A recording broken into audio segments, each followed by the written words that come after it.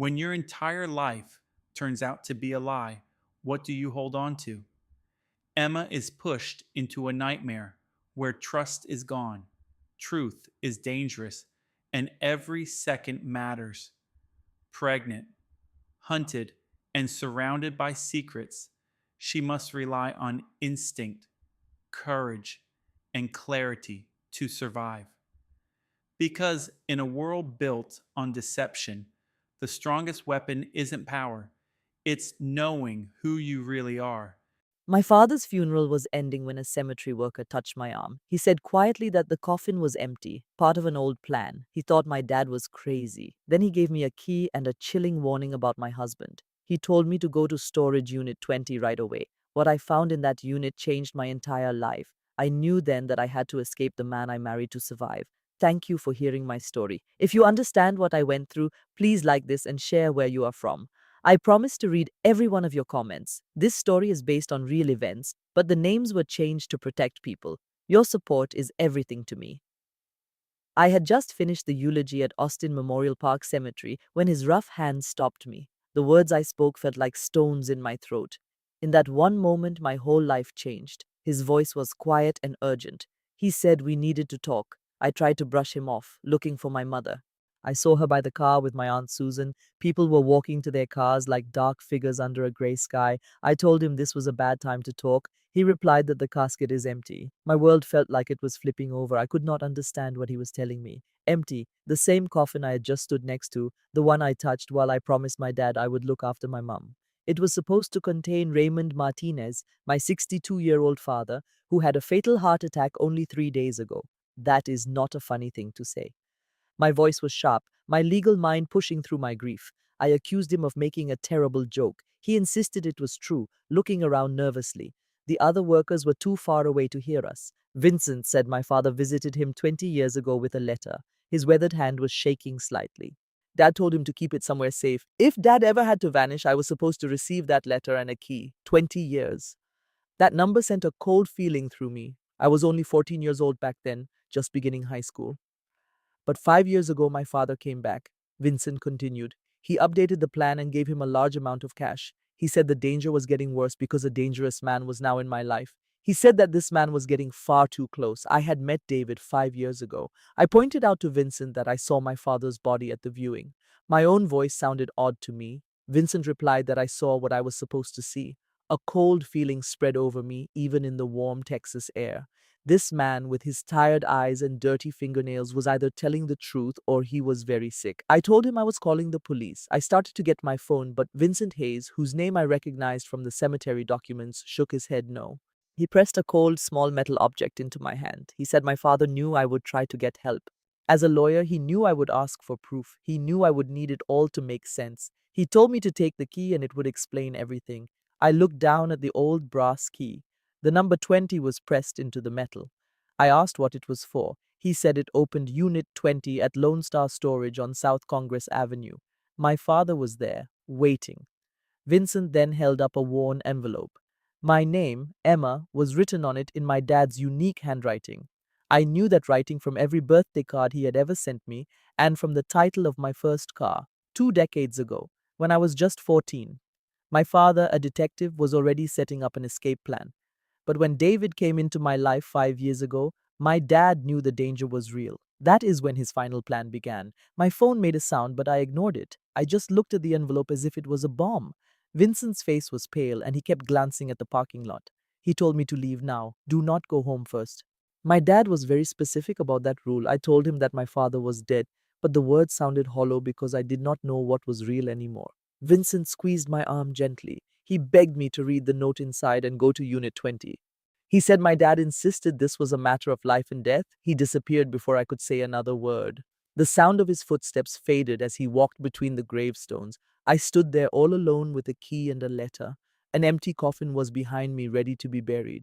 My mother was waiting for me in the car, looking confused. My phone buzzed again. My hands were trembling as I tore the envelope open. The old paper gave way with no effort. A single page was inside, covered in my dad's handwriting. The very first sentence almost made my legs give out. Emma, if you are reading this, I had to disappear. Tears blurred the rest of the words, but a few parts were clear. Vincent gave you the key. Everything in here is true. I am so sorry. Go to Unit 20. And then, in large letters and underlined 3 times, was the sentence, "Do not go home. Not until you have seen the unit. Not until you know the truth." The letter warned that if David sends you a strange text message asking you to come home, you must not listen. My phone buzzed for a third time. I looked at my screen with a shaky hand. 3 texts from David, my husband of 5 years, the same man who held me and comforted me the night before. The first one said, "Emma." The second, "Where are you?" The third was, "Come home now." That was it. No honey, no darling, no kind words. It was an order, cold and direct. I looked at the letter again, the words a blur. The last line felt like a punch to my gut. "They have your mother. I will explain everything. I love you, my girl. Go to Unit 20 right now." Wait, son, my dad had written the word son, but I am his daughter. Did he make a mistake? No. The envelope was addressed to Emma in his own writing. It was for me. The word son had to be an error, or perhaps, and my heart started to pound, perhaps he did it on purpose. A small detail to show that this was real, written in a rush, a mistake he left in. Praying I would never need to read this letter. I could hear Vincent's warning in my head. If you get that text, you have to run. I looked at my phone again. David's words seemed to be burned on the screen, ordering me to come home. Something was very wrong. It was more than just his tone, it was a feeling deep down. My own intuition was yelling at me. I read my dad's letter one more time with a shaky hand. I folded it with care, put it back in its envelope, and slid it into my purse next to the key. I did not walk to my mother. I did not walk to our car. I turned and walked the other way toward the end of the cemetery where my car was parked alone. My phone began to vibrate with a call from David. I did not pick up. Behind me, a casket with nothing in it was being put into the ground. In front of me was a storage unit that held secrets I was afraid to learn. And somewhere in the middle of it all, my father was either alive or I was losing my grip on reality. I got into my Honda and locked every door. I saw David's black Audi pull into the parking lot in my rearview mirror. He was here, looking for me. He was here. I started the car and my heart beat hard in my chest. I hoped that the contents of Unit 20 were worth this incredible risk. I was deciding to trust a letter from a man I thought was dead over my own husband. That was the most frightening realization of all. All alone in the car, I made myself read the whole letter one more time. My hands were still shaking as I unfolded it again. The first time, I had just looked over it in a total panic, my mind screaming that this was not happening. Now I had to understand the details. In my mirror, I saw the last of the cars drive away, their headlights cutting through the Austin twilight. My doors were locked and my engine was on. I could smell the scent of fall through my open window. My dad's handwriting was there. "Emma, if you have this, I am alive, but I had to disappear. What I am about to tell you is the complete truth. 2 decades ago, my choices put our whole family in danger. I thought that danger was over. I was wrong. 5 years ago, a new man came into your life. You call him David Miller. That is a fake name. He was sent to reach me by hurting the person I love more than anything, and that is you. I learned the truth 6 months ago. I was working with the government, but the danger became much worse. The only way to keep you and your mom safe was to disappear. I had to let them think they had won.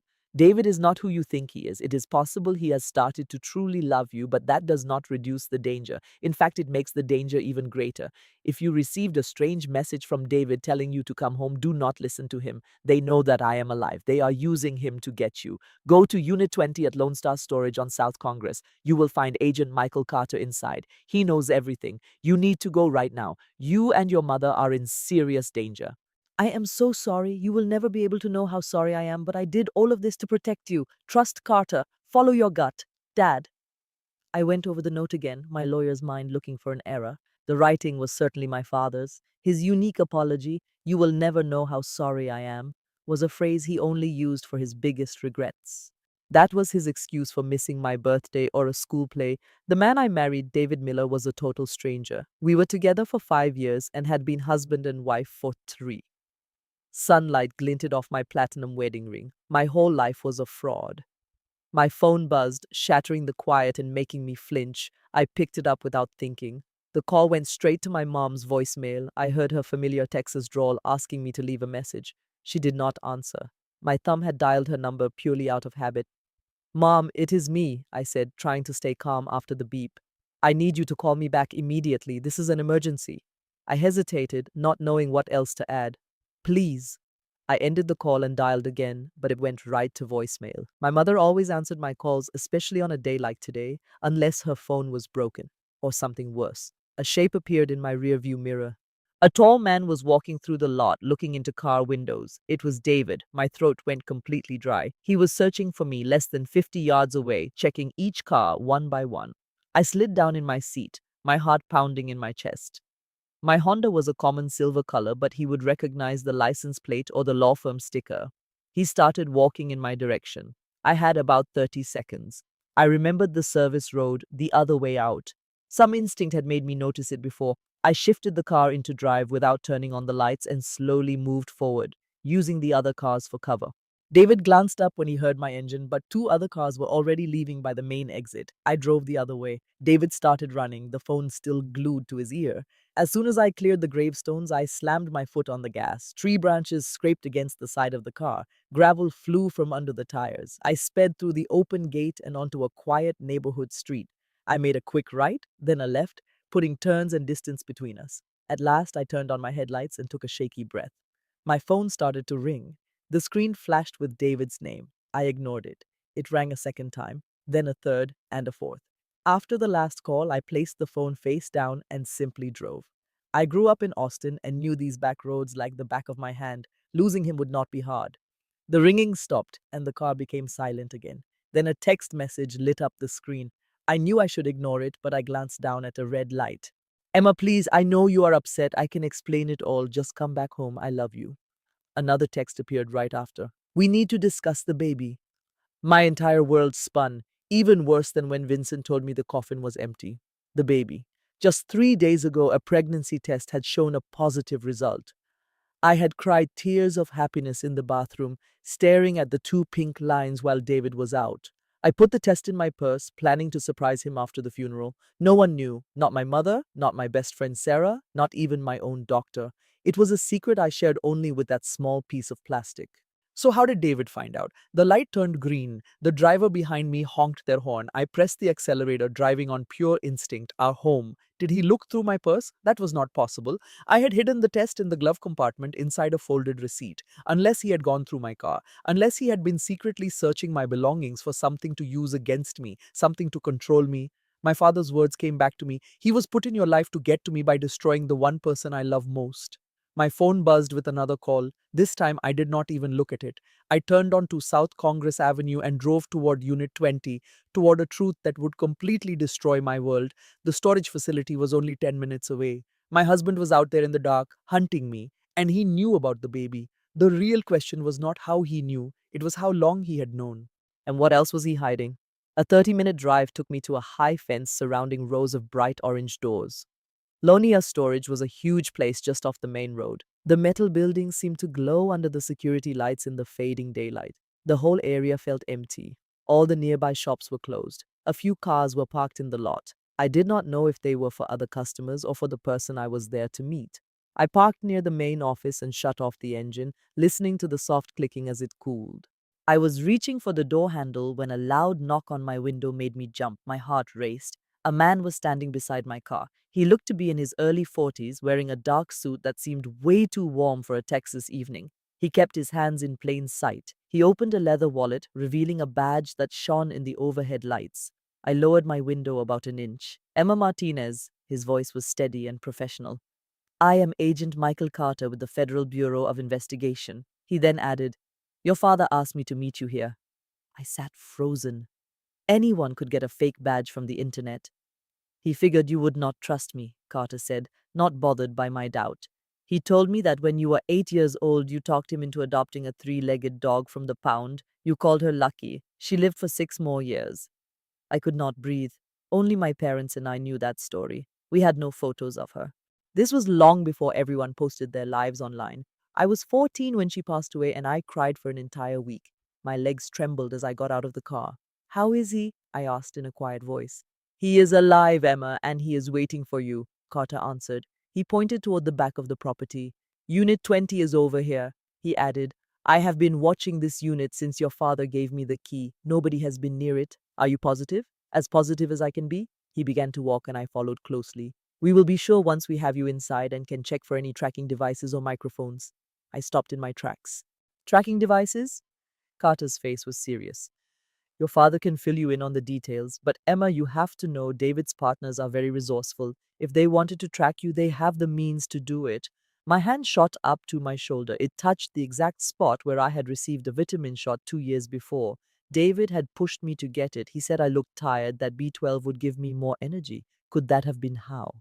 Let us get going, Carter said gently. Your father has been waiting 20 years for this conversation. We should not make him wait any longer. We walked down long aisles of orange garage doors with black numbers painted on them. The area was brightly lit but eerily silent. The only thing I could hear was the sound of our shoes on the pavement. Security cameras mounted on the buildings and poles swiveled to follow our movement. Unit 20 was located at the very back, hidden from the main street by a bigger building. It was a clever hiding spot, I thought. The unit was completely hidden from the front gate. I took out the key Vincent gave me. My hands were shaking so much that I nearly dropped it. Just breathe, Carter said quietly. I put the key into the lock. It turned with a smooth click. I pulled up the heavy metal door. The space inside was not a storage unit. One wall was filled with monitors showing security camera views from this location and streets I had never seen. Maps of Austin were pinned on another wall, covered in colored tacks. A simple bed and a small fridge were in a corner. There were tall stacks of file boxes. And there, in the middle of the room, a man was getting up from a metal chair. It was my father, Richard Martinez. He was 64 years old. He was the man whose funeral I had attended just this afternoon, and he was standing right in front of me. My knees buckled. I had to grab the door to stay upright. I could only stare at his face.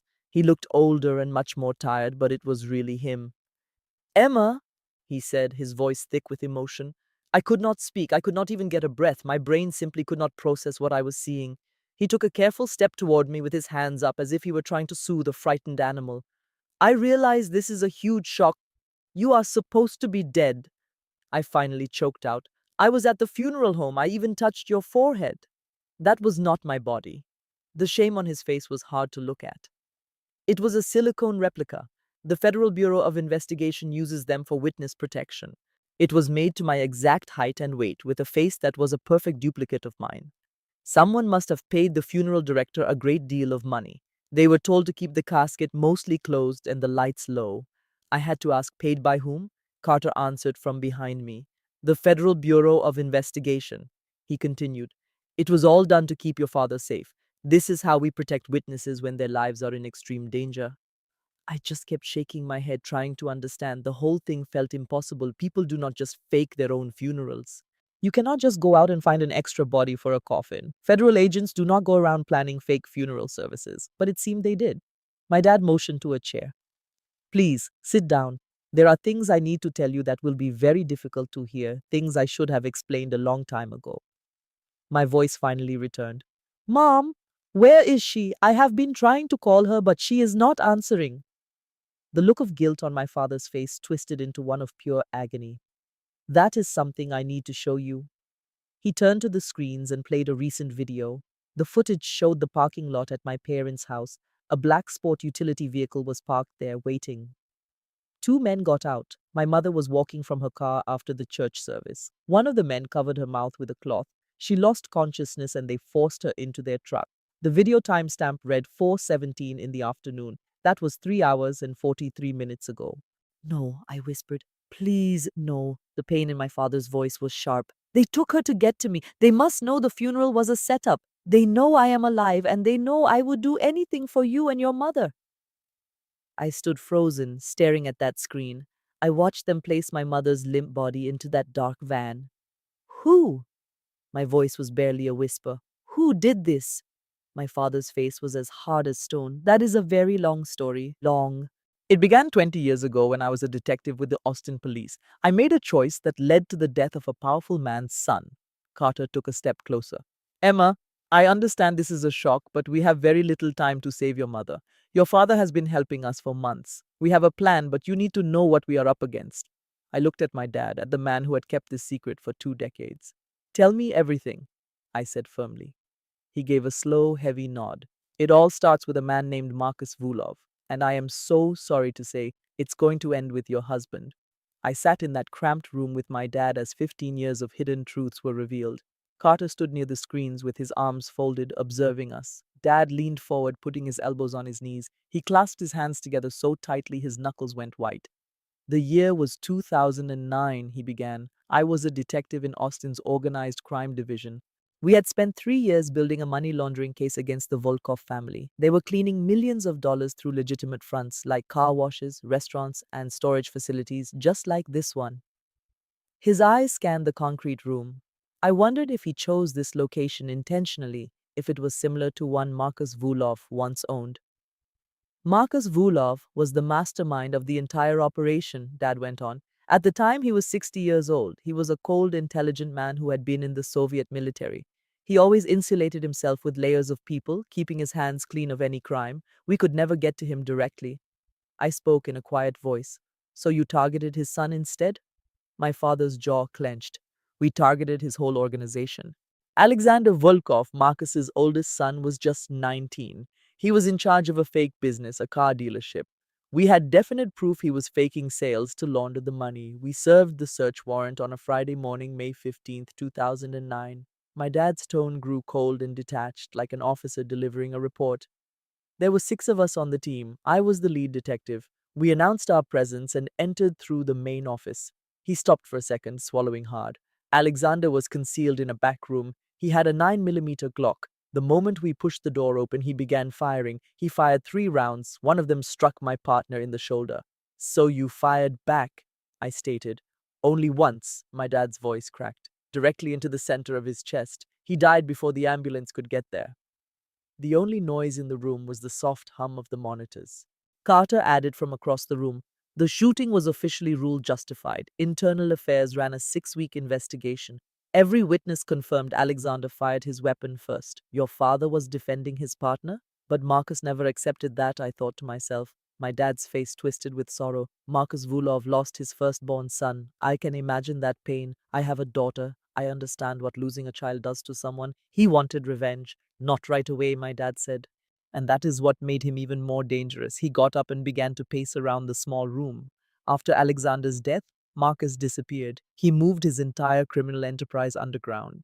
His younger son, David, was 21 at the time, a university student. By all accounts, he was a good kid and not involved in the family business.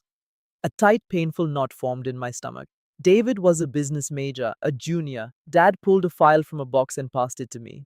It contained a university ID, photo. A younger David with longer hair stared back at me. It was clearly him. 3 months after his brother's death, David also vanished, Dad explained. He left college and broke off all communication with his friends.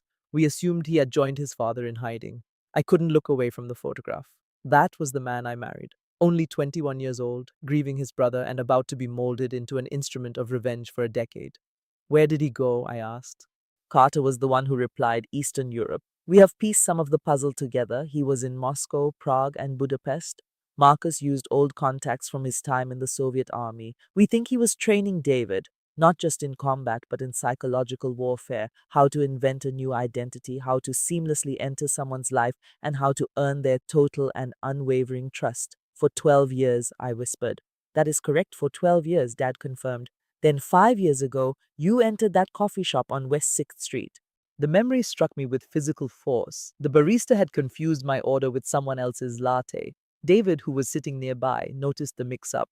He suggested they trade drinks, since my latte was what he had ordered. We laughed about it and ended up talking for 20 minutes. Then he asked for my number. At the time, it felt like fate. That was no accident, I said as the horrible realization dawned on me. Nothing about your life with David was an accident, my dad said, his voice heavy with grief. When you two started dating, I did a background check on him. David Miller, born in Austin, a commercial real estate agent with excellent credit and no criminal history. It all seemed perfect, but it was a complete fabrication. The identity he created was flawless: a birth certificate, a social security number, a detailed work history. They were all official, legally filed documents, but every last one was counterfeit. Someone with immense power had built an entire fake life for him. When did you realize the truth? I asked. My suspicions started about 3 years ago, right before your wedding. Some of his stories had holes in them. The childhood home David mentioned was demolished long before he was born. His old elementary school had no record of him, but I lacked solid evidence, and you were so incredibly happy. My dad's voice began to shake. I kept trying to convince myself I was just a worried father. that not every inconsistency is part of a grand conspiracy. But you kept looking. I hired private investigators. They found more oddities and impossible facts in David's history, but we could not connect him to the Vulov family. It was Carter's team who finally put it all together 8 months ago. Carter came forward to clarify. We had been tracking Marcus Vulov's finances for a while. One of our agents discovered payments to a document forger in San Antonio. After we exerted some pressure, the forger gave us a name, David Miller. From there, we located security footage and used facial recognition software to match it with old photos of David Volkov. But we made a grave error, Carter confessed, his jaw tight. We concentrated all our efforts on David, monitoring his every move, listening to his calls, and following his daily routine. We were certain that if Marcus made a move, it would be through David. We never suspected Marcus had a second unit, his own private army. David is not even aware that they exist. They are old comrades from his Soviet days who report directly to Marcus. My dad's face was etched with guilt. That is how they managed to take Linda. The men who took her have no link to David. They were Marcus's personal squad and they moved completely around David. By the time our surveillance crew spotted the black sport utility vehicle, your mother was already gone. It was a 98% match, Dad said. David Miller and David Volkov are the same person. My head began to swim again. I believed I was past the initial shock, but seeing this new hard evidence made it feel real in a way the letter never had. You knew this for 8 months and you never told me? My father dropped to his knees, making me look directly at him. We did not know what his assignment was, he explained. Was he meant to kill you, kidnap you, or just destroy your life from within? We had no idea. If we took him in, Marcus would just send someone else, a complete stranger we would never see coming, so you just stood by and watched, I said, the betrayal sharp in my voice. You let me sleep next to that man night after night. Agents were watching your house 24/7, Carter interrupted. We monitored the phones and tracked every single one of David's movements. We were ready to move in if he ever tried anything, but he never did, my dad said softly. For 8 months, David was the perfect husband. He went to work, he came home, and he ate dinner with you. That was the part that scared me the most. Why? Because Marcus Vulov is an incredibly patient man. He spent 12 years preparing David for this one moment. He was not going to rush the final part of his plan. My father's hands were shaking. He wants me to feel his agony. He wants me to watch my own daughter be ruined by her husband, carrying the child of a man who intends to. Dad could not finish the sentence. I flew out of my chair, sending it clattering to the floor. My baby? How on earth could David know that I am pregnant? My father and Carter looked at each other with grim faces. We are certain your house contains listening devices, Carter finally said. They might be listening, watching, or even tracking you. We will know for sure after we sweep the whole place. My hand instinctively went to my shoulder, to the spot where I had that shot. Marcus chose to destroy my daughter from the inside out, my dad said, his voice cracking, and he used my own son-in-law to accomplish it. Carter then displayed files that covered 5 years of my life in cold, hard detail. A screen showed dozens of folders, each one labeled with a year. The folders were filled with pictures, dates, and locations. My whole life with David was laid out like evidence in a crime. This is what we gathered in the last 8 months, Carter said as he scrolled. Most of it came from watching David, but the older files are from Vulov's private collection. Marcus kept a record of absolutely everything, I said, a cold numbness spreading through me. He wanted proof. He wanted my father to have a front row seat to my destruction. Carter spoke with a calm, professional tone, but I could feel his anger just below the surface. This was about more than just your pain, Emma. This was about absolute humiliation. It was about making Richard see his only daughter fall for his worst enemy. The first picture was from a cafe on West 6th Street. It showed David and me laughing after our drinks got mixed up. The file's date was 5 years, 2 months, and 6 days ago. That was planned, Carter said. The barista got $500 to switch your orders. David chose that cafe because Marcus had people following you for 6 weeks. They knew your entire routine, right down to your Tuesday coffee. The realization made my stomach churn. They had been watching me for weeks. Our whole first meeting was a complete setup. Carter then clicked on a different photo, this one from inside a bookstore. It showed David and me reaching for the same novel, our hands touching. I cannot even recall the name of the book now. They put that book on the shelf 2 weeks later. David already had a copy at his home that he never read. The next image was from a restaurant. David was down on one knee. I was crying with happiness while he held out a little box with a ring. The proposal, I whispered. A proposal that was bought and paid for by Marcus Vulov. The ring was worth $14,000, and every dollar was poisoned. Every single precious memory was now completely shattered. It was all a part of a 15-year quest for revenge. Your home has had bugs in it for about 2 years, Carter continued. We figure they were put in during a weekend you were visiting your parents. David told you he had to work, so he stayed behind. A special team came in and planted the devices. They put them in your bedroom, the living room, and the office. We did not know about them at the time, Carter explained. We had not yet started our surveillance on David. We had no clue who he was. We began watching him 8 months ago and we focused on where he went and who he called. The bugs in your house were inactive almost all of the time. They were set to power on only when they heard certain words. Their signal was too weak for us to find until the harm was already done. They have been listening to everything I said, my voice feeling empty. For 2 entire years, only at certain times he corrected me. The devices activate when they hear trigger words, words like your father's name, Federal Bureau of Investigation, police, or testify.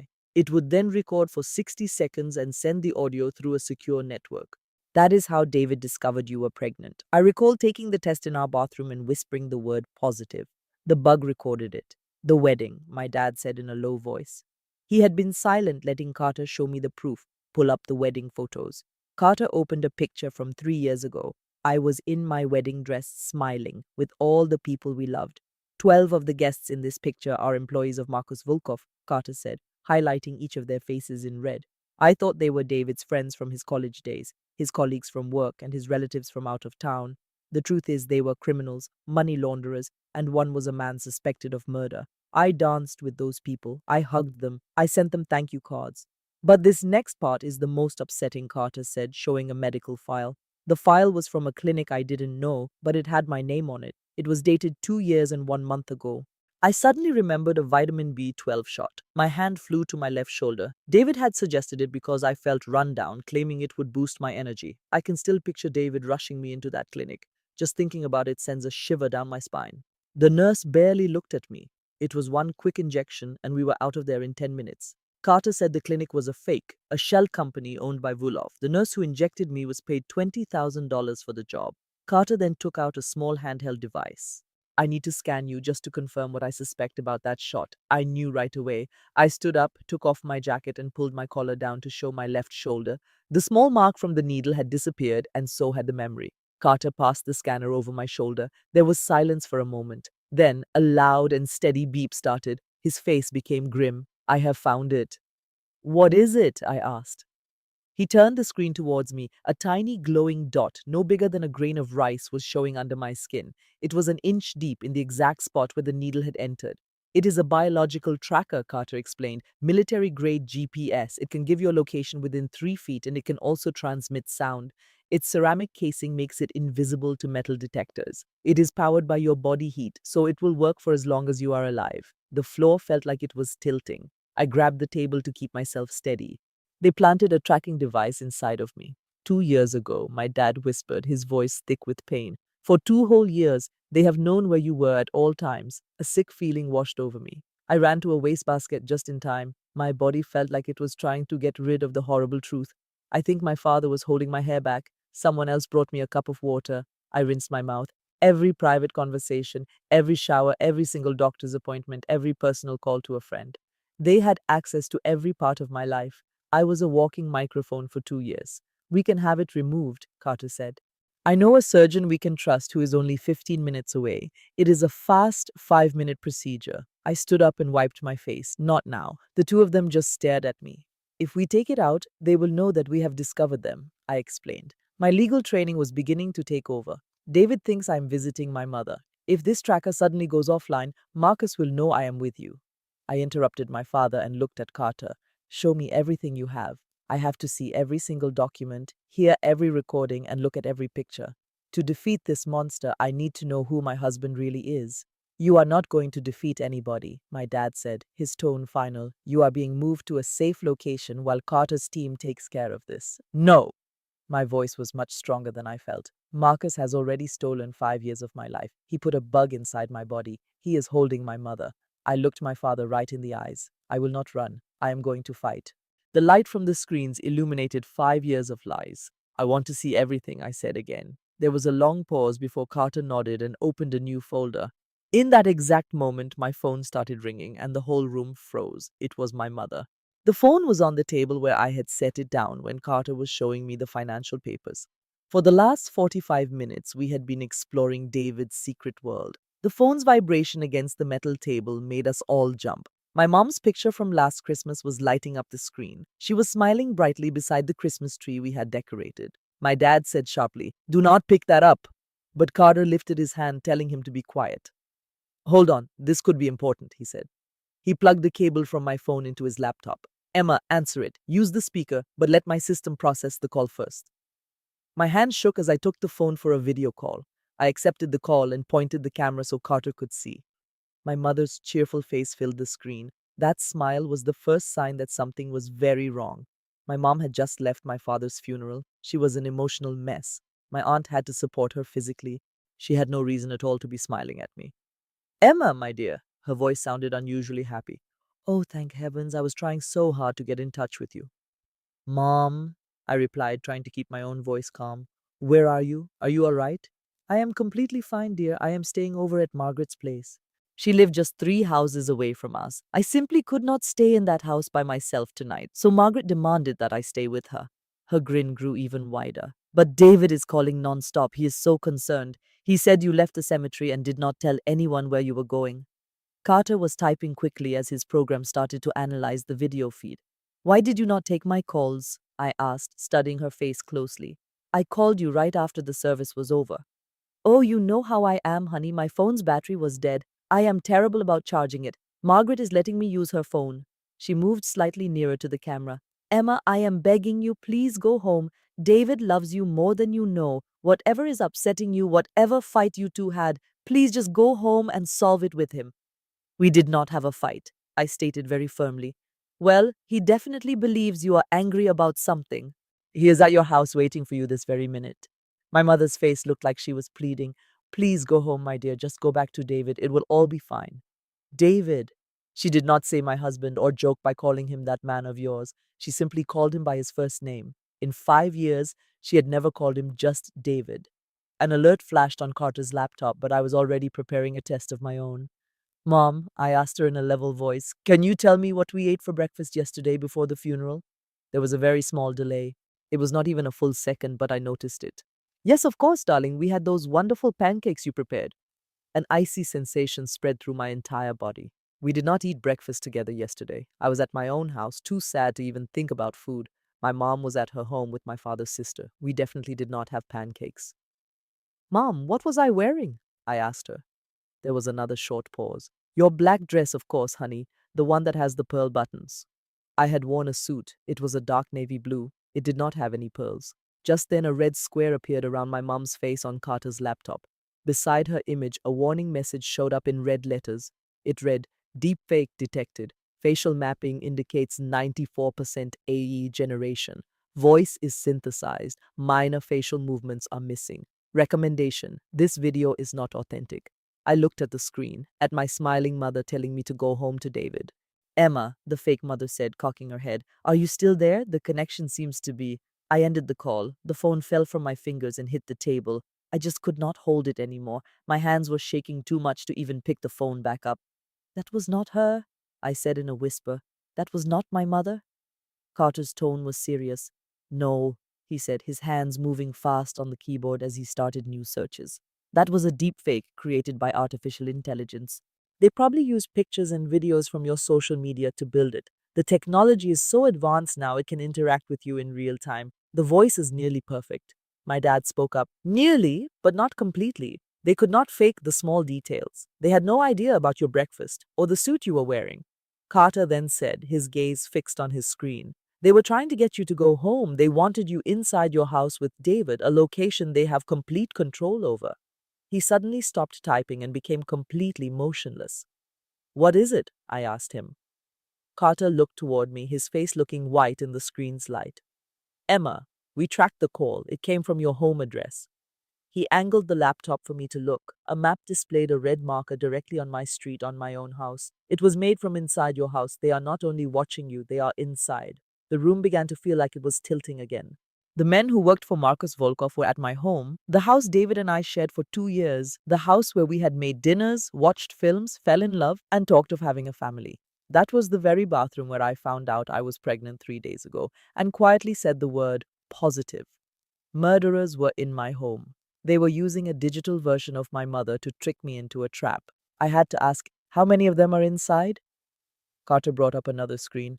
Thermal scans revealed at least 3 people inside the house. He said there might be more. My father's voice was grim. 3 armed men are in there waiting for you, Emma. I pictured the entire scene. I would enter through the front door calling for David, thinking everything was okay. Would they shoot me right away? Or would David pretend to be normal at first just to fool me? How did Marcus intend for me to die?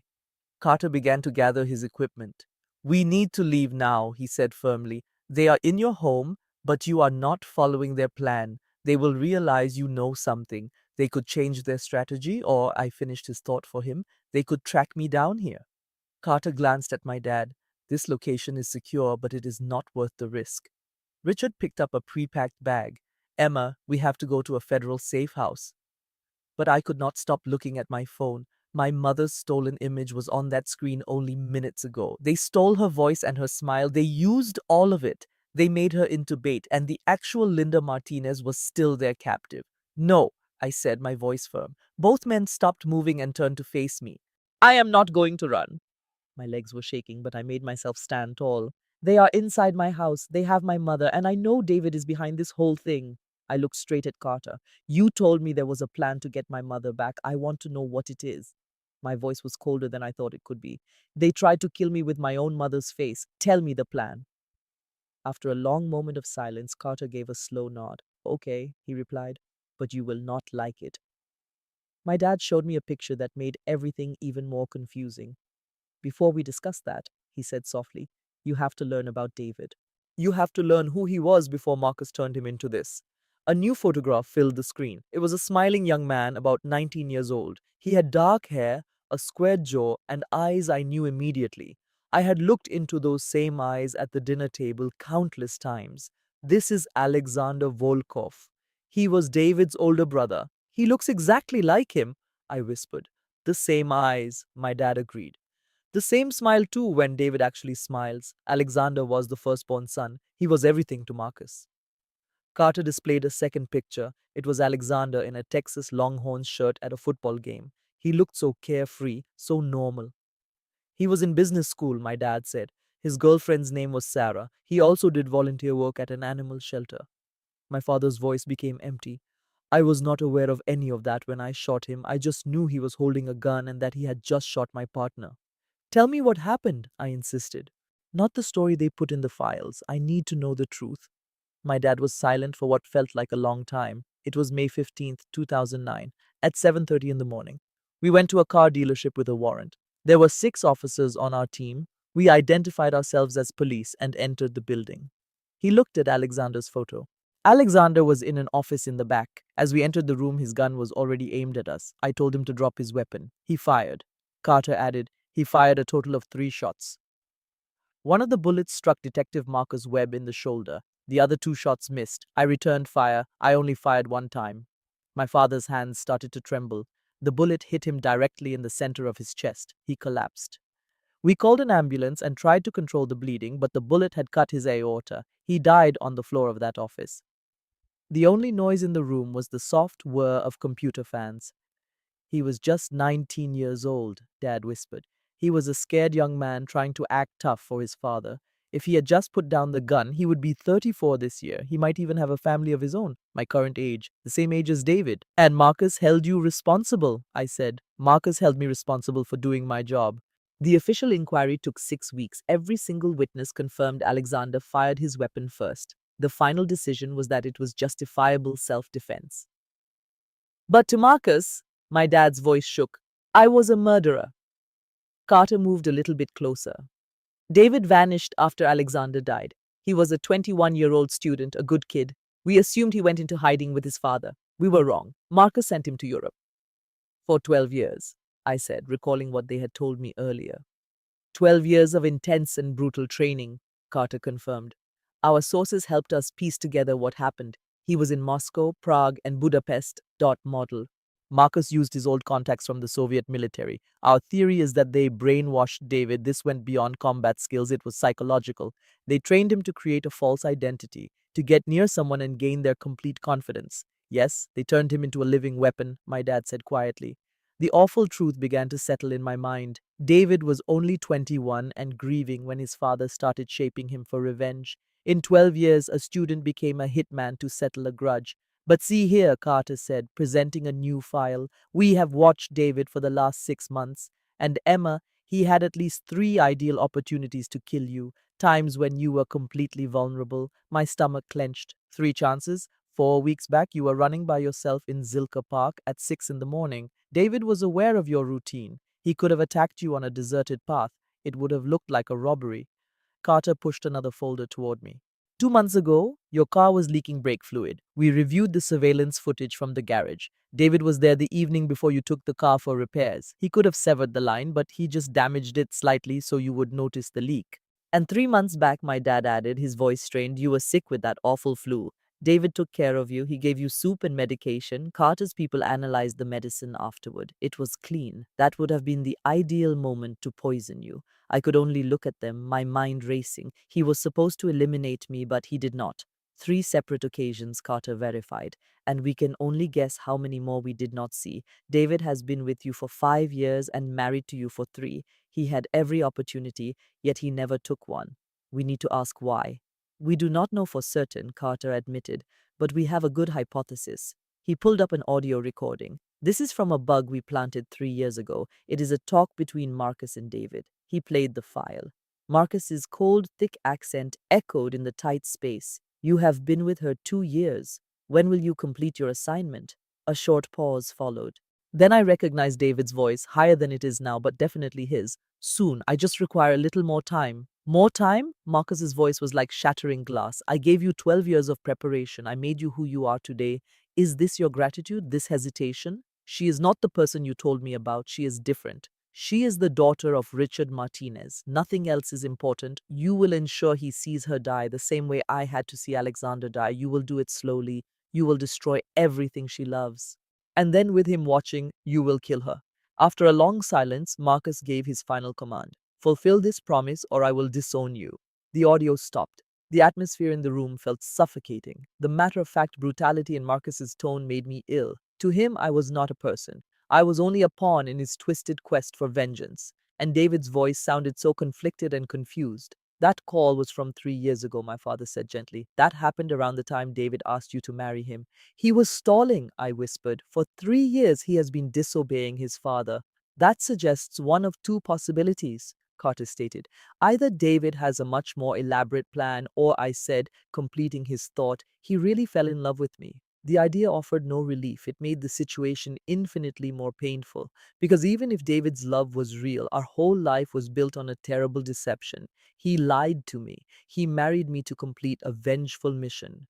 And now my mother was at risk. We were fleeing for safety, and David was trapped between his father's rage and his feelings for me. My father noticed the pain in my expression and said, that does not make him less of a threat, Emma. It makes him more of one. A man caught between 2 loyalties is a wild card. I understand, I replied. But seeing the picture of Alexander, the boy who shared David's eyes, I felt a deep sorrow. 2 brothers. One died at 19 after he got scared and fired his weapon. The other was shaped into a tool of vengeance, torn between his feelings and his duty. Marcus Volkov ruined both of his sons, and I was his next target. The storage locker instantly became a command center when the Federal Bureau of Investigation unit arrived. 6 agents wearing combat uniforms entered, bringing equipment and opening laptops. The little room was abruptly full, the atmosphere electric with low voices and the sound of radios. Carter displayed a big picture on a screen. It showed a thermal image of a structure. 2 vibrant orange forms stood out against a blue background. Your mother is in this location, he said, indicating the bigger shape. A closed-down meat plant on East Riverside. We've been watching it for the last 2 hours. I moved nearer to see the display. She was in there with just one other individual. No. Carter's face became serious. Examine the second thermal reading carefully. The smaller orange form was roughly half the size of the larger one. It was not a grown-up. I gasped. That is a child. Yes, what child? My tone was sharper than I meant it to be. Whose child is with my mother? Carter accessed a file on a different laptop. He presented a birth certificate from the Texas State Health Department. The name on the document was Liam Alexander Volkov, born March 12, 2016. The mother's name was Sophia Grace Miller. The father was David Marcus Volkov. My reality shattered right then. David had a child, a 7-year-old son I did not know about. Sophia Miller passed away 3 years ago, Carter said softly. It was a vehicle collision, a lone car on a rural road close to San Antonio.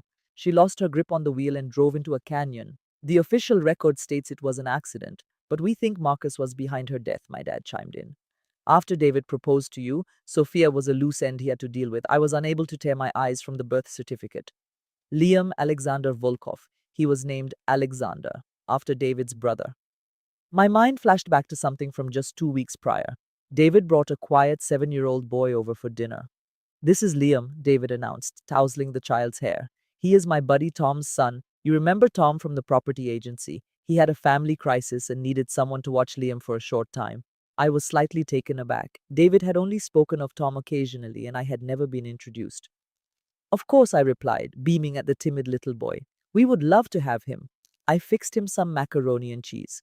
We enjoyed a game of cards at the kitchen table. Liam was reserved, but he laughed when I sighed at having to pick up 4 new cards. The child called me Miss Emma and was very well mannered when he said thank you after we ate before David drove him home. Later on, I questioned my husband about when I would finally get to meet this enigmatic Tom. For a brief moment, I noticed David's shoulders tighten. He is on the road a lot, he explained. He has international clients. I swear you will meet him one day. I dropped the subject. Now the reality was clear. That was David's own child. I had given him a meal and played a game with him, completely unaware of his identity. David brought his son to your house 2 weeks ago, Carter verified. We have the footage from our surveillance. That was the single instance in 5 years where David allowed his two worlds to connect. We believe he was attempting, he hesitated. We believe he wanted Liam to meet you. So if Marcus ever forced his hand, you would do whatever it takes to keep that boy safe. Where was Liam living? I inquired. Since Sophia has been dead for 3 years, he lived with a caregiver in a property owned by Marcus. He was isolated from other people and educated at home. David saw him 2 times a week. The caregiver reported his disappearance this morning during your father's service. Marcus had taken his own grandson, a small 7-year-old child. Why? My voice was almost silent. Why would he harm his own grandson? For leverage, Carter said, his expression grim. To guarantee David obeys his commands this time, Carter explained the entire situation. Marcus noticed David's reluctance and no longer believed he would complete the task. The menacing phone call, the men at my home, that was all Marcus's doing, not David's. Marcus was creating this last confrontation because his trust in his son was gone. He displayed another picture on the monitor, a floor plan of the meat factory. It was marked with red X's. We are convinced Marcus delivered a final demand to David. He must eliminate me and Richard by sunrise at 6 in the morning. That gives us just 8 hours. If David does not succeed, Marcus will murder Liam. Carter stared directly at me. David's own father was threatening to kill his 7-year-old grandson unless David killed his own wife. The absolute wickedness of the act was overwhelming. Marcus destroyed Alexander, controlled David, murdered Sophia, and now was using a boy as a tool in his depraved scheme. So, what is our strategy? I asked, struggling to keep my voice from shaking. We go in right before sunrise, Carter announced. At 4 o'clock in the morning, the Federal Bureau of Investigation team will secure your mother and the boy from the plant and handle any threats. But first, we must create a diversion to draw Marcus's men away from them. A distraction, I echoed. My dad spoke up. I will do it. I am going to Marcus to surrender. I will offer myself for Linda's freedom. That should grab his focus while your team gets ready. No, the word shot out of me, firm and final. All eyes turned my way. Dad, if you go in there, Marcus will kill you instantly. Then he will harm Mom just for sport. I stood up, my legs trembling. It has to be me. Emma, that is insane, my father argued. Marcus only wants to see you suffer. I interrupted him. He wants you to witness me die. If I go, he will keep me alive for you to see. That gives Carter's team the window they need. You are offering yourself as the bait, Carter said plainly. I am the only way to buy us more time. I looked directly at my father. You would not survive 30 seconds in there. With me, Marcus will make it a grand show. While he is distracted, the FBI can get Mom and Liam out. What happens then? Dad asked, his voice cracking. Marcus will still try to kill you. The FBI will get to him first, I said, sounding braver than I felt. Carter and my father shared a long glance. There is another issue, Carter finally said. It is David. We have no clue where he is. He is not at the house with Marcus's team or at the plant with your mother. He is gone, and we cannot predict his next action. That is exactly why I need to talk to him, I insisted. Before this goes any further, I must know if David is still with us, and I can only think of one way to be sure. I took out my phone, which had been powered off, the same one David had used to call me. I looked at Carter. You can trace a call, right? If I contact him, you can find him. Carter confirmed he could get a location in under 30 seconds. Then I am calling him. I saw the fear and helplessness on my dad's face. I have to know if Marcus broke David completely or if my husband is still in there. And what if he is broken? Dad asked quietly. Then I go into that plant by myself, I answered. But at least I will know what I am facing. I found David's name in my contacts. My thumb hovered over the call button.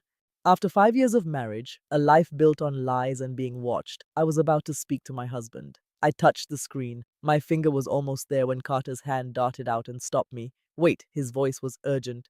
The tracking chip is still on. If you make that call, Marcus will hear every word through the audio feed. He will know the entire plan. Oh, I glanced at my phone, then toward my shoulder, where that awful device had been for 2 years. We must take it out, Carter said. Right now, before you call. An agent named Elena Torres came forward. She looked to be in her mid-30s with dark hair tied back, wearing blue surgical gloves. She was with the assault team, but I had not noticed her until that moment. I am the team's field medic, she said, her tone professional and steady. I can remove the device here. The procedure is simple. 5 minutes with a local anesthetic, you will not feel much. I asked how long the numbing agent would take. 2 minutes for the shot, another 3 minutes for it to work. We did not have 5 minutes. I looked at Carter. How far away are those vehicles you saw? His expression tightened. We do not have their exact location. If Marcus sent a team from nearby, they could be here in 15 to 20 minutes. There was no time to wait. I removed my jacket and pulled my shirt collar down, showing my left shoulder. Just take it out, Elena. That is not a good idea. I cut Torres off. Do it now. If you do not, I will call David with the tracker on, and Marcus hears everything. Torres looked at Carter, who gave a small, approving nod. She laid out sterile tools on a tray, a scalpel, forceps, gauze, and a cleaning solution. Her smooth, expert motions were more frightening than the blade itself. Dad, I said, my voice stronger than I knew I had. Come over here. Stand where you can see it all. He walked over, his face pale. I need you to see this, I told him. I want you to witness the real results of your choices. Not as some thought, but for what it is. I want you to see what was done to me, I said, meeting his eyes. Torres swabbed my shoulder with a cold, sharp-smelling liquid. The smell stung my nose. This will hurt, she said quietly. The chip is an inch deep, below the muscle. She promised to be fast, but said the pain was certain. Just do it, I repeated.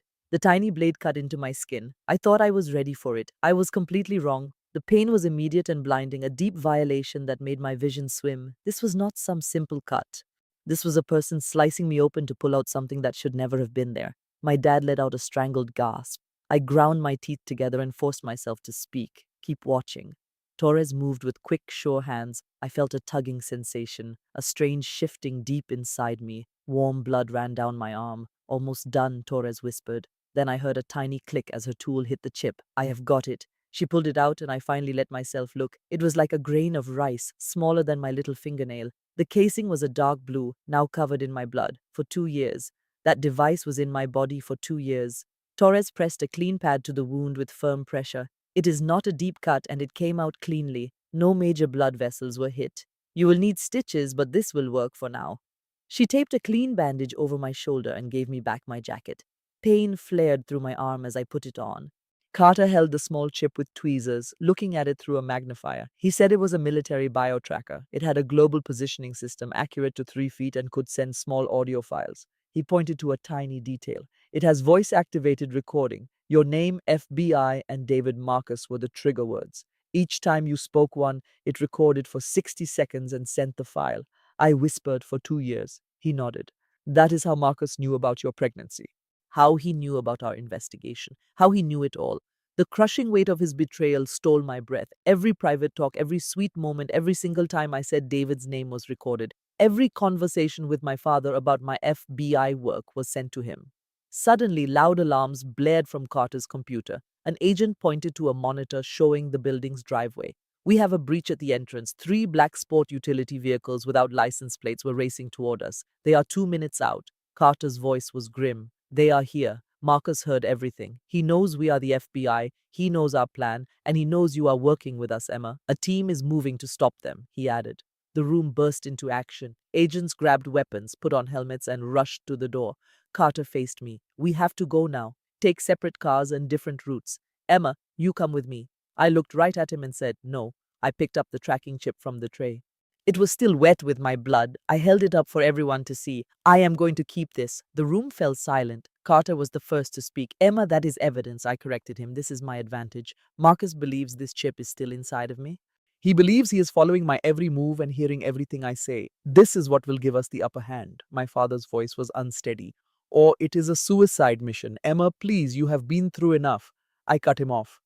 This is my decision, I said, my fingers tightening around the chip. Its surface was slick, but my will was like stone. It is not your choice or the FBI's, it is mine.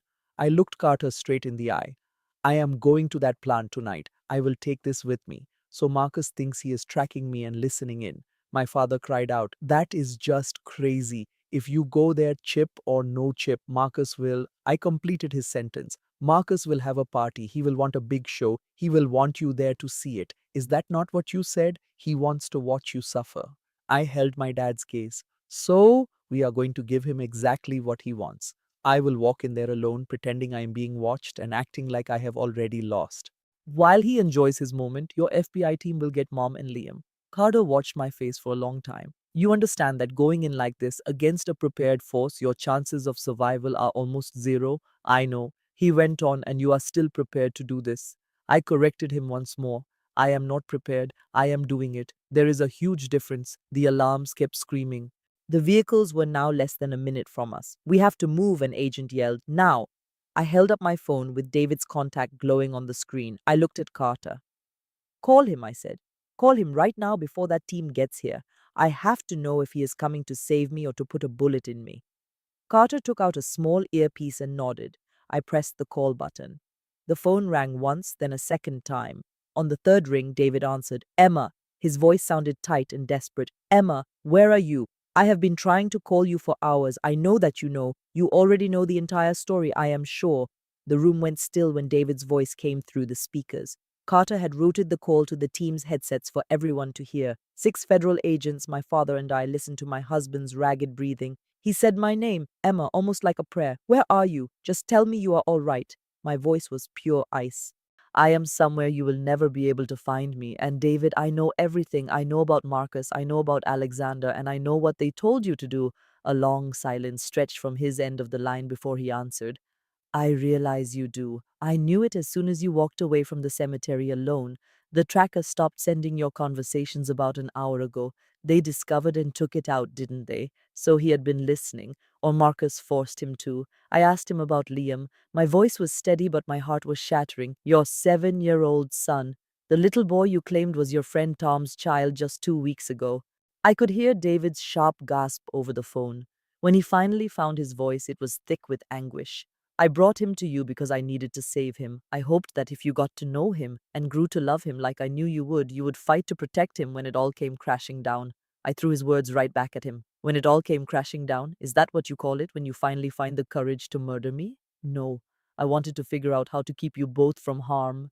His voice was unsteady. Emma, I just could not go through with it. I have spent the last 6 months trying to get out of this. 6 months of deception, of delaying him, of telling Marcus that the time was not right. He then said, and he figured it out.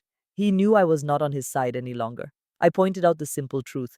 It is because you fell in love with me. Yes, he replied without hesitation. Oh God, yes. None of this was meant to be real. My mission was to get close to you and earn your trust. Then I was supposed to wait for the order from Marcus. But at some point in that first year, it was not an act anymore. By the time we were married, I was completely trapped. I was too terrified to tell you the truth about what was going on. I heard a small child crying on his end. Is that Liam? I asked. Yes, David whispered back. Marcus has him. He is holding Liam and your mother at the plant. He is making me watch a live video. There is a weapon pointed directly at my son's head. An icy fear crept through my entire body. Where are you right now? It makes no difference. I am not with them, but Marcus is forcing me to see everything. His voice faltered again. Every single time Liam cries out for me, Marcus delivered an ultimatum. He told me to kill you and your father before sunrise, or he will kill Liam. My own father is going to murder his own grandson just to keep me under his thumb. I knew he was telling the truth. I could hear the terror and absolute despair in his voice. This was not the confident, charming man I had loved for 5 years. This was a person who was completely shattered, forced to see his father threaten his own child. I questioned him carefully. David, you said you were looking for a way out for 6 months. What was different? Why then? A long, quiet moment passed on the line. Then he responded, that is when your father's Federal Bureau of Investigation agent made contact with me. David shared that an Agent Carter had come to him. He gave a sad, empty laugh. Carter knew everything about his life. David assumed he was headed for prison, but Carter presented him with an offer. If David would help them capture Marcus and agree to testify, he and Liam would be placed in witness protection. I glanced at Carter, who simply gave a nod. But you turned down the deal, I said. I could not take it, David answered. Accepting the deal would mean confessing everything to you. I would have to see you look at me just like you are looking at me now. I could not bear that. So I tried to find a different solution. A solution that would save you and Liam without making you hate me. There is no other solution, I said, my voice hollow. I understand that now, he said, sounding utterly defeated. There never was. Marcus has me cornered. I have to make a choice between you and my son. I could hear Marcus shout from somewhere near him, David, are you still on that call? David began speaking very fast. I have to go. Emma, whatever you do, stay away. Do not return home. Do not even get close to the plant. Marcus will shoot you the second he sees you. And what if I want to? I said, challenging him. What if I come to trade myself for my mom and Liam? No, he yelled, his voice filled with desperation. Emma, you must not. The East Riverside meatpacking plant, I announced, my voice steady and certain. I will be there at 4 a.m. Let Marcus know that I will be coming alone. Tell him I am coming to make a deal. David begged, Emma, please, you do not understand what you are walking into. I know precisely what I am doing. I looked at my dad and then at Carter's team around us. Tell him it is an exchange, me for them. That is what he truly wants, isn't it? To force my father to see me die. It is a trap, Emma, David said. Then I should probably have a plan, I answered. Marcus shouted again. David, hang up that phone, David whispered. I have to go now, I repeated myself. 4 a.m., be there. Then the line went dead. The entire room was silent while everyone just looked at me. Carter spoke first, his voice tight with anger. You just painted a giant target on your own back. You gave him the time and the place and promised you would be alone. You served him everything he could ever want on a silver platter. Perfect, I replied, setting the phone down on the table. That is exactly what I was hoping for. This is not some kind of game, he said with a sharp tone. I am aware of that, I snapped back. It is my own trap. I am the bait. While Marcus is watching me, your team can get my mother and Liam out. That was your plan all along, wasn't it? You were just about to suggest it. Carter's expression was like stone. He looked at my dad, who looked like he had aged 10 years. Another agent quietly said, she has a point. If his attention is on her, we have a much better chance. She is not a tactical advantage. My dad's voice shook. She is my daughter. And Mom is your wife, I replied. And Liam is only a 7-year-old child. He does not deserve to be in this mess. There are no perfect options here, Dad. We have to choose the path that causes the least amount of pain. I turned to Carter. So, what is our plan for 4 a.m.? He paused for a moment, then gave a slow, deliberate nod. All right, he finally said, but you follow my instructions exactly. If you try to be a hero, you will get people killed. I understand. A diagram of the plant lit up a large screen. This is our plan to extract your mother, he explained. And if we have a little luck, we will get you out as well. We had just 4 hours. Carter's 6 agents in black tactical gear gathered around the monitor. My father stood beside me like a man carved from stone. I was wearing the same blood-stained shirt from the funeral. A very small microphone was taped against my chest, and I tried hard to push away the thought that I was pregnant. East Riverside Meatpacking was constructed in 1987, Carter started. It is a single-level structure that has very few exits. Marcus chose this location because it is remote and simple to guard. The layout showed a series of loading bays, processing rooms, and large walk-in freezers. A large red X marked the spot where my mother and Liam were being held. Emma will go into the building by herself, Carter instructed. She will have on a microphone and a location device. Your mission is to keep their attention for 20 minutes. That will allow our snipers to position themselves on the roof as our teams enter from the loading dock and the south entrance. What if they check her for a wire? An agent asked. Carter's face was grim. The device is made of ceramic. It uses body heat for power, which makes it undetectable. If they instruct you to take off your clothes, he said, speaking right to me, you press the emergency signal. I nodded my head, feeling a cold fear wash over me. Sergeant Rodriguez, Carter addressed the sniper. You will have David Voloff in your sights with a thermal scope from the roof. You have your orders, Rodriguez replied in a flat voice. If he raises a weapon to her, I will neutralize the threat. No, I said suddenly. David is not going to hurt me. Carter's hard expression briefly softened. Miss Martinez, David invested 5 years building your trust. He knows the way you drink your coffee. He knows your deepest fears. That does not make him a friend. It makes him the most dangerous person in that building. The weight of his words felt like a physical blow. I had shared everything with David. He knew every single one of my vulnerabilities. Emma, my father begged, his voice breaking, let me be the one to go. Marcus is after me. This is all my fault. I will offer myself in their place. I looked him straight in the eye. No, Dad. Marcus doesn't want you dead. He wants you to see me die. This is his final move for revenge. He wants you to suffer my death the same way he has suffered Alexander's death for 15 years. The one thing he will not expect is me walking in there on my own. Carter gave a slight nod, seeing the logic. She is correct. Emma completely alters the situation. Marcus came prepared for Richard. He never prepared for his daughter. My father's face seemed to collapse as he took a step back. Okay. Carter then took a small dark object from his vest. It was flat and round, about the size of a quarter. This is your distress signal. The audio will be live automatically, but if you are in immediate danger or if you even see a weapon, you push this button 2 times very fast. That is our signal to go in. We can be inside that building in less than 30 seconds. He placed it in my hand and I felt the solid click. 2 times. Thermal imaging confirms 2 individuals in the cooler, Carter went on, gesturing to a monitor. 2 heat signatures, 1 adult and 1 child. It is Linda Martinez and Liam Volov. We've spotted 4 armed hostiles, but others could be unseen. Marcus is likely not on site. He prefers to manage these things from afar. I asked, are there any explosives? The silence from Carter gave me my answer. Oh goodness, I whispered. A bomb expert is waiting, but Emma, if you spot a device, wiring, a timer, or anyone in a vest, you must warn us instantly. If explosives are present, do not fight back. I nodded my consent, but my hands started to tremble. Agent Torres, our medic, came over to me. Her expression was gentle, but her gaze was intense. Miss Martinez, there is something I must tell you. You are about 6 weeks into a pregnancy. Your blood pressure is high at 140/95.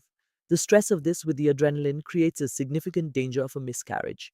The command center became deathly quiet. What are the odds? I murmured, my voice failing. Around 20 to 30%. The danger grows with any physical harm like a fall or if your blood pressure stays this high. I rested a hand on my stomach. It was still flat, concealing a secret I'd held for 2 weeks. This was the baby David somehow knew about before I spoke. Then I will have to ensure that everything goes perfectly, I said softly. Torres seemed doubtful. My father's face showed complete and utter fear. Carter glanced at his watch. Darkness falls at 0400 hours. Emma, you must take your own car. Marcus will expect a convoy. We will follow a half-mile behind you with our lights off.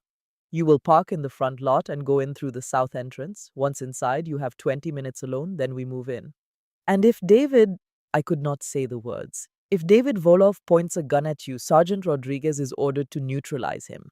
I am sorry, Miss Martinez, but I cannot risk your life on the hope that a man trained by Marcus Volkov for 12 years will put love before his own survival. I wanted to protest. I wanted to believe in the man who held me on our wedding night, who wished that perfect moment would go on forever. But I understood in that moment that Carter was right. The man I had married might have been a complete lie. I understand, I said. Carter gave me a light vest made of Kevlar.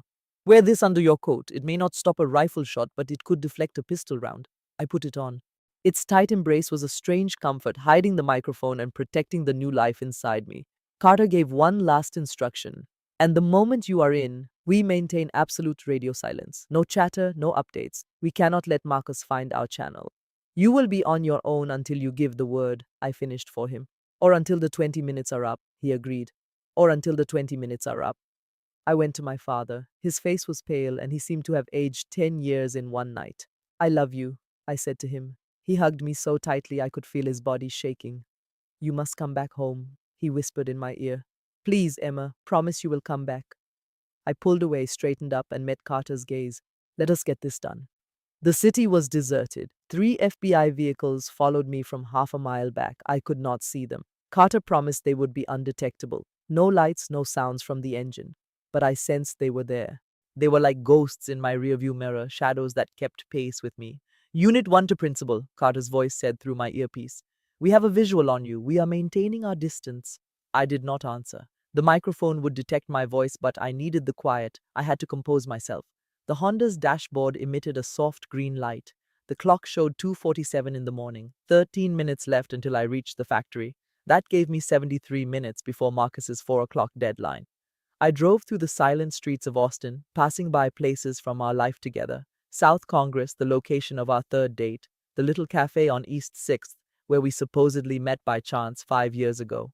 The cafe was dark, but I could picture him inside. He was at the window with his computer and offered a shy grin when I spilled coffee on it by mistake. I was so embarrassed. He insisted it was okay, that he was not doing anything important. That was a lie. He was reviewing a file about me, memorizing my habits. He was practicing how to enter my life. I knew nothing then. I just smiled, bought him a new coffee, and we talked for 2 straight hours. Everything about him felt perfect, from his words to the tilt of his head, and even the spaces in our talk. I was convinced he was my soulmate. I passed the bookstore on West Lynn. He proposed to me there a year after we met. He knelt in the aisle between poetry and fiction, his voice shaking, the little box unsteady. Emma Martinez, you are my whole world. Will you marry me? Tears ran down my cheeks, smudging my makeup. I put a hand over my mouth, too overcome to speak, so I just nodded. The other shoppers applauded. Someone even snapped a photo for us. I put it online with the caption, I am the luckiest woman in the world. How could I have been so blind? Our wedding was like a dream. It happened in October, beneath soft lights at a venue in the hill country. My father, in his dress uniform, walked me down the aisle as my mother wept with joy in the front row. When I saw David at the altar in a tailored suit, with that same timid smile and teary eyes, I believed he was mine forever. I didn't see the three men in the back, their Volkov Enterprises tattoos hidden by their shirts. I never wondered about his small, reserved family or their reason for shying away from cameras. Later that night, he held me close and said, I don't deserve you. I kissed him and said, You are my everything. He was being honest, but I didn't grasp his true meaning. I was stopped at a red light on Riverside Drive. The intersection was empty. I touched my stomach. At 6 weeks, you were just a tiny group of cells, yet you were a being, a piece of me, and a piece of David. What am I going to do with you? I whispered. How do I bring you into this world with your history and with your father? The light changed to green, but I did not move. I will give you a wonderful life, I vowed, my voice thick with emotion. I will always put you first. No matter how hard or terrible it gets, this is not on you. I finally stepped on the gas. Just 2 weeks prior, David had brought Liam to our home. He is a friend's son, he said casually, placing a bag of toys on the living room floor. I am just watching him for a couple of days. I hope it is okay. Liam was a quiet 7-year-old with observant eyes. He had his father's dark eyes, but a kinder, gentler face. I made him macaroni and cheese and we played cards on the floor. He fell asleep on the sofa while watching a movie, and I draped a blanket over him, brushing the hair off his face. David watched us from the kitchen doorway. When our eyes met, his face showed a powerful emotion I couldn't identify. It was a mix of hope and sadness. You would be an amazing mother, he said softly. I simply smiled and said, Perhaps someday. He had to look away. In that moment, everything clicked. He was observing me with his own son, a child whose life was kept secret, a child Marcus was using as leverage. He was picturing a different life, a truthful one where we could be a family away from all the lies. A life where his brother was not just a memory from 2 decades ago, but that life was never possible for us. I finally understood that David was a victim too. He was only 21 when Alexander was murdered. He was broken and adrift, and Marcus used 12 years to shape that sorrow into a weapon. Marcus conditioned him to hate my father, to invade my life, and to destroy me. Yet David made his own choices. He accepted the mission, he stayed with me, he married me, he embraced me, and he lied to me for 5 years. Even at this moment, with his own life and his son's life at stake, he had options. He could have told me the truth, he could have walked away, he could have chosen me, but he never did. Carter, I'm about 10 minutes out. I spoke into the microphone. His voice replied, We copy. All teams are in place. Rodriguez is on the roof. You are clear to proceed. I turned onto East Riverside, entering the industrial district. My surroundings changed to a landscape of chain link fences, gravel driveways, and dark, quiet warehouses. The meatpacking facility appeared before me, a low concrete structure with a single light bulb shining above its southern door. The time was 3:42 in the morning, which was 18 minutes earlier than planned. I did that on purpose. Getting there early gave me a small sense of authority, a feeling that I was directing this, not just a pawn in Marcus's scheme. When you have no power, you take any advantage you can find. My phone buzzed on the seat beside me. A message from David read, "I am sorry about all of this." A lump grew in my throat. I did not reply. It vibrated again. A new text flashed on the screen. I never wanted it to be this way. I shut the phone off and pushed it deep into my coat pocket. Two black SUVs sat idling by the loading dock. I parked my car about 30 yards away, cut the engine, and just listened. The silence was heavy and complete. I had a perfect view of the entrance, a rusted metal door with no window, left slightly ajar. "Our target is not moving," Carter's voice buzzed in my earpiece. "We are holding positions. You have a 20-minute timer the moment you are inside." I unbuckled my seatbelt, my fingers brushing the alert button in my pocket. Two quick presses would bring the team in 30 seconds. I felt the solid weight of the armored vest and the small recorder at my side. My mind was a blur of terrible images. My mother tied to a chair, Liam, my little boy, with a bomb vest strapped to his chest. I saw my father in the command center staring at a screen, completely helpless. I thought about the new life starting inside of me, a life too small to know fear and too fragile for me to protect. "I'm going in now," I told my team. The bitter morning air stung my face as I stepped out of the vehicle. The gravel crunched under my boots. In the distance, a large truck rumbled down the highway. The south door creaked open, revealing David standing in the frame. He looked broken. His eyes were hollow, his beard was patchy, and his shoulders were slumped under the weight of his awful choices. He didn't say a word, just raised a hand toward me, palm open like a man surrendering. I began walking to him. When I reached the door, he whispered, "I am so very sorry." I looked directly into his eyes, the same eyes I used to love, the ones that looked like Alexander's in an old photo my father kept. I said nothing. I walked past him into the building's deep shadows. The heavy door groaned shut behind me on its rusty hinges. A deep metallic cold filled the air, thick with the smell of dried blood and raw meat. Chains with sharp steel hooks dangled from the ceiling. The concrete floor was slick with dark wet spots. Carter's voice was a low whisper in my ear. "Target is confirmed inside. Your mother is located 40 feet straight ahead. We see 3 hostiles in higher positions." The clock was ticking. I had 20 minutes. I leaned against the cold wall, my hand close to the button. I walked into the main processing room. It was a cold, silent place full of conveyor belts, steel tables, and giant saws. And that is when I saw her. My mother was sitting beneath a single bare light bulb. Her hands were bound with plastic ties, and her mouth was covered with silver duct tape. Her face was bruised and her lip was bleeding, but her eyes were sharp and aware. She saw me and made a desperate, muffled noise, trying to warn me. I rushed over, fell to my knees, and tore the tape from her face. "Emma, you have to get out! It is a trap!" she screamed. Just then, bright floodlights turned on, filling the entire factory with a harsh white light. I spun around. David was standing about 15 feet away, holding a handgun that was pointed at the ground. His face was a mask of pain and regret. His eyes were red and his jaw was tight. He was a man drowning in his mistakes. "I am so sorry," he said, his voice a choked whisper. I looked up at a steel walkway that ran around the room about 30 feet above us. 3 men in tactical gear were there, and their rifles were aimed at David, not me. I heard one of them speak into his radio. "We have our target. The woman is alone, and she is wearing a wire." David was not the one in control. He was a pawn. One wrong move and they would kill him. His hand was shaking as he glanced from the walkway down to me, his eyes wide with terror. "Where is the boy?" I asked him. David's eyes moved to a dark corner of the room. I followed his gaze and saw a small boy hiding behind some wooden pallets. He was rocking back and forth, hugging his knees with his hands over his ears. "Liam!" The boy was making a quiet, steady humming sound. It was the noise a scared child makes to block out the world. He was wearing a military-style backpack, the kind designed to hide a bomb. "Oh God, no," I whispered. "Emma!" my mother yelled. "Look under my chair." I looked down and saw it. Strapped to the legs of the chair was a gray block of explosive. It had wires, a pressure sensor, and a black digital timer. "It is a bomb," my mother said, her voice trembling. "If I get up, it will go off. The trigger is set to 5 pounds. I weigh 140. I felt sick to my stomach. "Liam's backpack has the same thing," David said, his voice breaking. "It is on a pressure switch. If he tries to take it off, he could not finish the sentence." I made myself take a slow, deep breath and think. I had to find a way out of this. "Let them go," I said to David. "Just take me. Marcus wants me, not them." David just shook his head, his face full of despair. "He wants all of us. He wants your father to see it happen. A large television on the wall came to life. The face of Marcus Vuloff appeared on the screen. He was a man in his 50s with gray hair and a very expensive suit. He was sitting in a library with wood panels holding a glass of whiskey, completely safe and far away. His smile was cold and calculated. Miss Martinez! His voice was slick and dangerous. I am very glad you could join us.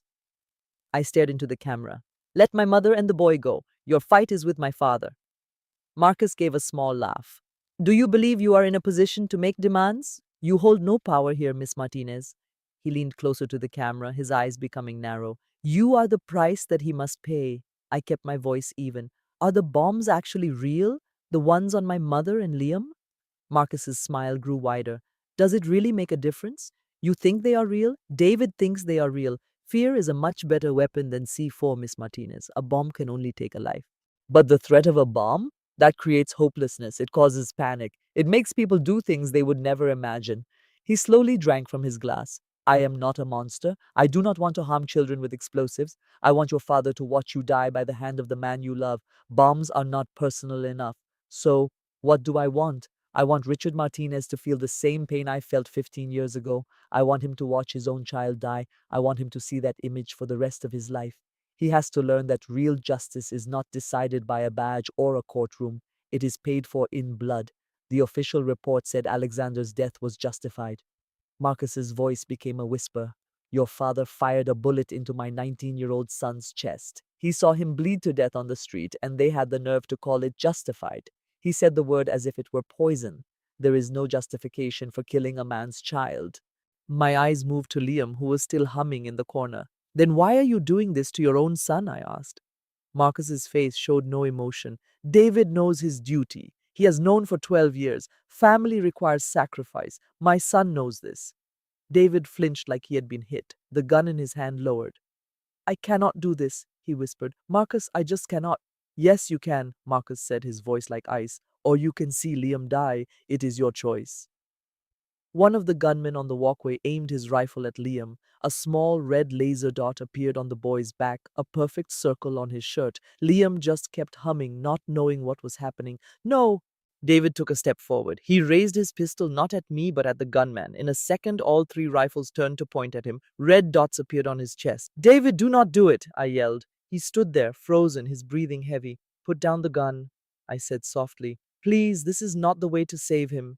David's eyes met mine. His expression was the same one he had on our wedding night. I saw it all, his love, his guilt, and a deep, crushing sadness. I never wanted any of this to happen to you, he said. I know, I replied. He let the gun drop to his side. Marcus leaned back in his chair and smiled. How sweet, but our time is running out. The terms are very clear. David shoots you. Richard sees it on a private video feed I gave him. Your mother and Liam can leave. He took another sip of his drink. If David says no, I will set off both bombs. Everyone in this place will be gone. Richard will still get to watch. The only choice is if you die from a bullet or in a large explosion. That is not a choice, I said. No, Marcus said, it is justice. Behind me, my mother whispered, Emma, the button. But I could not press it, not yet. 30 seconds was too long with live bombs. I needed to buy more time. What will happen to David? I asked Marcus. If David does it, will you let him go? Marcus's smile only grew wider. Of course not. David will die as well, but Liam will be allowed to live. That is my offer. David closed his eyes tightly. I looked at our son, his hands still over his ears. He was only 7 years old and completely innocent. I saw my mother strapped to a bomb. I thought of the baby I was carrying, only 6 weeks old. A small life that needed a chance to live. All right, I said, my voice barely a whisper. David's eyes flew open. Emma. All right, I said again, my voice stronger now as I looked at the camera. But Liam and my mother must leave the building first. Once they are safe, David can shoot me. Marcus leaned his head to one side, pretending to think about it. No, he said. You do not get to make demands. You are the payment. Then he gave a small, cruel smile. Before I tell you what happened next, or if David actually shot me, I need to ask you something. If you are still listening, please type the word 20 into the comments section. That number is very important. I must warn you, this story gets very intense from here. If that is not something you are comfortable with, this is your chance to leave. Are you still here? Good, let us get back to it. I was cornered, finally facing the man who created this nightmare. You are doing all of this to punish my father for Alexander's death? I asked, my voice shaking. I know that pain. Marcus put his glass down and leaned closer. He did not just kill him, he murdered him. Alexander was just 19 years old. The official report said it was self-defense. Reports, Marcus scoffed. That was your father's version of the story. His friends wrote it and a man who owed him money signed it. Alexander fired a single shot because he was scared. Your father shot him 3 times and left him bleeding in the street. I looked over at David. He looked pale and the gun in his hand seemed incredibly heavy. I am not defending my father's actions, I said, choosing my words with care, but forcing David to become a killer will only cause more suffering. Suffering? Marcus laughed, a hollow, bitter sound. You want to speak to me about suffering? Let me tell you about it. I buried my own son on the day he would have turned 20. I had to watch as my wife drank herself to death. David was in a mental hospital for 3 years after his brother was killed. Do not you dare talk to me about suffering. Then please do not make Liam another victim, I pleaded. Marcus's eyes became hard. Liam knows what sacrifice is. He is a Vulov. He is only a 7-year-old boy. He is old enough. The coldness in his voice made me shiver. I needed a different approach. You are making David into someone who harms a child, the very thing you despise. How can you call that justice? It is justice because your father has to see it, Marcus replied flatly. He will carry it for the rest of his life. Every morning he will wake up knowing his daughter is gone because of what he did 15 years ago. That is what my justice looks like. My mother whispered from behind me, Emma, please just stop. Marcus looked at her for a moment, then his eyes came back to me. A look of real surprise appeared on his face. You never told her, he said, looking at David. David's jaw was tight, but he did not say a word. Told me what? I demanded. A slow, cruel smile began to form on Marcus's face. You are pregnant, about 6 weeks along. David has been tracking everything, your monthly cycle, your symptoms, even your lab work. He intercepted the results from your doctor. He let that sink in. You are going to have my grandchild. I could not get any air into my lungs. My mom made a choke sound. Emma! This just makes everything so much better, Marcus said. Your father loses his daughter and his grandchild. I will lose a grandchild, true, but I have already lost my son. I can live with that pain. Your father cannot. I was stunned into silence. My brain felt empty. David looked utterly defeated. This is not what I wanted. I begged him to find another way. You did nothing, Marcus snapped. You have delayed this for 6 months, David. You were given 3 chances to do the job and you blew it. In February, you tampered with the brake line. It only triggered a warning light, the security system in May. You tripped the second alarm on purpose, and the water in August, you used such a small dose it was completely harmless. My thoughts were racing. 3 different attempts, 3 deliberate failures. David had been pretending to try to kill me for months. You are not strong enough to do this, Marcus said, full of contempt. You are weak, just like your brother Alexander was. David's grip on the gun tightened. So I am going to make this very easy, Marcus continued. David, you will raise that gun. You will aim it at her chest. You have 60 seconds. If you do not do it, I will detonate both of the bombs. Your son will die. Her mother will die. Emma is going to die either way. Nobody gets to win. High above us, the 3 security guards pointed their rifles right at David. 60 seconds, Marcus repeated. Your time starts now. David lifted the pistol. His hand was trembling as he aimed it at my heart. His eyes were swimming with tears. I am so sorry, he whispered. Emma, I am just so very sorry. I stared at Marcus on the monitor. You are lying! You would never hurt your own grandson. Marcus's cold smile did not move. I have already lost one son. What is losing one grandson? You are bluffing, I said, my voice rising. This is just a twisted game. The bombs are fake. You are using fear to control us. There are no bombs. 40 seconds, Marcus said calmly. The gun in David's hand was shaking uncontrollably. Marcus, please, is there really a bomb attached to Liam? Please, 30 seconds, just answer me. David screamed, the gun still aimed at me, his voice cracking. Did you actually strap a bomb to my son? Marcus leaned back in his chair, swirling the liquid in his glass. Yes, of course I did. I am not a beginner. If the authorities show up, I press the button. If you point that gun at anyone else, I press the button. And if you do not shoot her in, he checked his watch. 20 seconds, I press the button.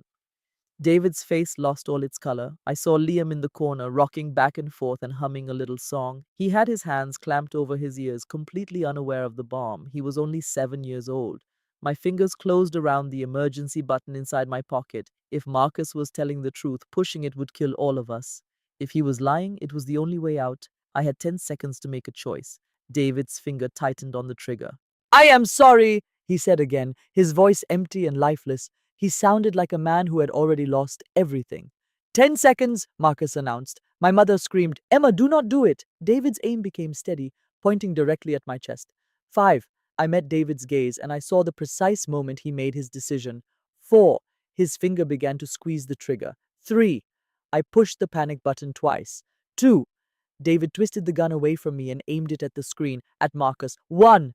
Then he shot. Everything happened in an instant, but the moment felt like it lasted forever. David fired the gun. I flinched, waiting for the impact. The bullet tore through the huge television screen. Glass flew everywhere in a bright flash. Marcus's face broke into 1,000 pieces. The sound of his voice was gone, replaced by the crackle of damaged electronics and the smell of something burning. The 3 guards up above spun toward David, lifting their weapons. He's a traitor! One of them shouted. I jammed the panic button again, twice with all my strength. The massive bay doors behind me roared open. Agents in black tactical gear stormed into the warehouse. Carter's voice boomed. Federal agents, drop your weapons now! A high window above shattered. Sergeant Rodriguez was on the roof with a sniper rifle. He fired 2 quick shots. 2 of the guards on the walkway collapsed, their guns falling to the floor. The 3rd guard took aim at the agents. A 3rd shot from Rodriguez knocked him over the railing. He fell 30 feet and hit the concrete floor with a terrible sound. That is when I heard the beeping. It was a fast, high-pitched sound coming from 2 different places. It was coming from my mom's chair and from Liam's backpack. Bomb! An agent yelled. David immediately sprinted to Liam and ripped the backpack from his shoulders. Liam cried out, covering his ears again. David unzipped the bag. Inside was a cylinder wrapped in wires. A red light was blinking faster and faster.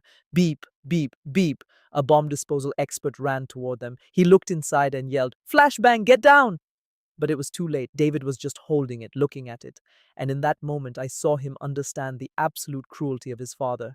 It was all a lie. It was not a bomb. It was a stun grenade, a device designed to disorient, not kill. The device went off in his hands. A brilliant white light filled the room, and a sound so loud it shook the entire building. A powerful pressure wave slammed into us like a physical wall inside the warehouse. I threw my arm over my face, but the light was so bright I could see it through my eyelids. All the sound disappeared. It was replaced by one long, high-pitched ring. The noise was so sharp I thought my eardrums were going to break. I could not see or hear. I could not even process what was happening. As my sight started to come back, I saw fuzzy shapes moving. I saw David lying on his back, thrown 6 feet from where he was standing. His hands were charred black, and the skin was peeling off as smoke drifted up from them. His eyes were wide open, but saw nothing. His pupils were huge, and his mouth was moving, but no sound was coming out. Liam was on the floor right next to him. He was curled up in a little ball, screaming without making a noise. I could not hear him, but I saw his mouth was open wide and his small body was shaking with terror. I think my mom was screaming too. Her chair was starting to tip over. The plastic zip ties were still tight around her wrists. The device that was under her seat was beeping even more quickly now. A second device was about to go off. The bomb technician yelled and started running toward her. Carter got there before him. He fell to his knees, pulled a tool from his vest, and started to cut the zip ties. Stay down. It is on a pressure switch. The side door, which was unguarded, was suddenly kicked open. 2 men wearing black uniforms burst in. It was Vulov's private security team. They lifted their rifles and opened fire. The flashes from the barrels of their guns lit up the dark corner like lightning. Bullets tore through the area around us. They hit steel tables and concrete walls, making sparks fly everywhere. An agent from the Federal Bureau of Investigation fell to the ground, grabbing his leg. Another agent fired back. Glass from the lights overhead shattered and fell down on us like sparkling rain. My dad suddenly appeared in the doorway, right behind the 2 gunmen. He was supposed to be at Unit 20. He was holding his service pistol and his face was a picture of pure fury. Emma! He shouted. One of the shooters spun around to shoot at him. I did not hear the gunshot, but I saw my dad dive for cover behind a metal table. Bullets ripped through the steel right where he had been standing. Carter cut through the last zip tie. He grabbed my mom's arms and yanked her away from the chair. The device underneath it exploded. It was another stun grenade. It sent out another terrible wave of light, sound, and pressure. The chair was thrown into the air, its metal legs bent and twisted. My mom and Carter were knocked to the floor as pieces of smoking plastic flew past their heads. My mom rolled over. She was coughing with her hands over her ears, but she was still breathing. The fight got even louder. The agents from the Federal Bureau of Investigation hid for cover as the other gunmen moved forward. Bullets flew everywhere. Rodriguez shot again from the roof, and a shooter fell down. The second gunman aimed his weapon at David. He was helpless on the floor. His hands were too burned to hold a gun. The gunman lifted his rifle, pointing it right at David's head. I did not wait. I just started running. My legs moved as fast as possible, and blood pounded in my now deaf ears. I hit David's shoulder with all my force, pushing him out of the bullet's way. The bullet meant for him ripped through my upper left shoulder. The pain was a blinding, white-hot fire. It was worse than anything I had ever felt. My knees gave out and I fell onto the hard concrete. I could feel warm, sticky blood soaking my shirt. Through the haze of pain, I saw Dad stand up from behind a table and shoot his gun 3 times. The second shooter fell, his rifle clattering to the ground. The whole factory went quiet. Or perhaps I just could not hear anything anymore.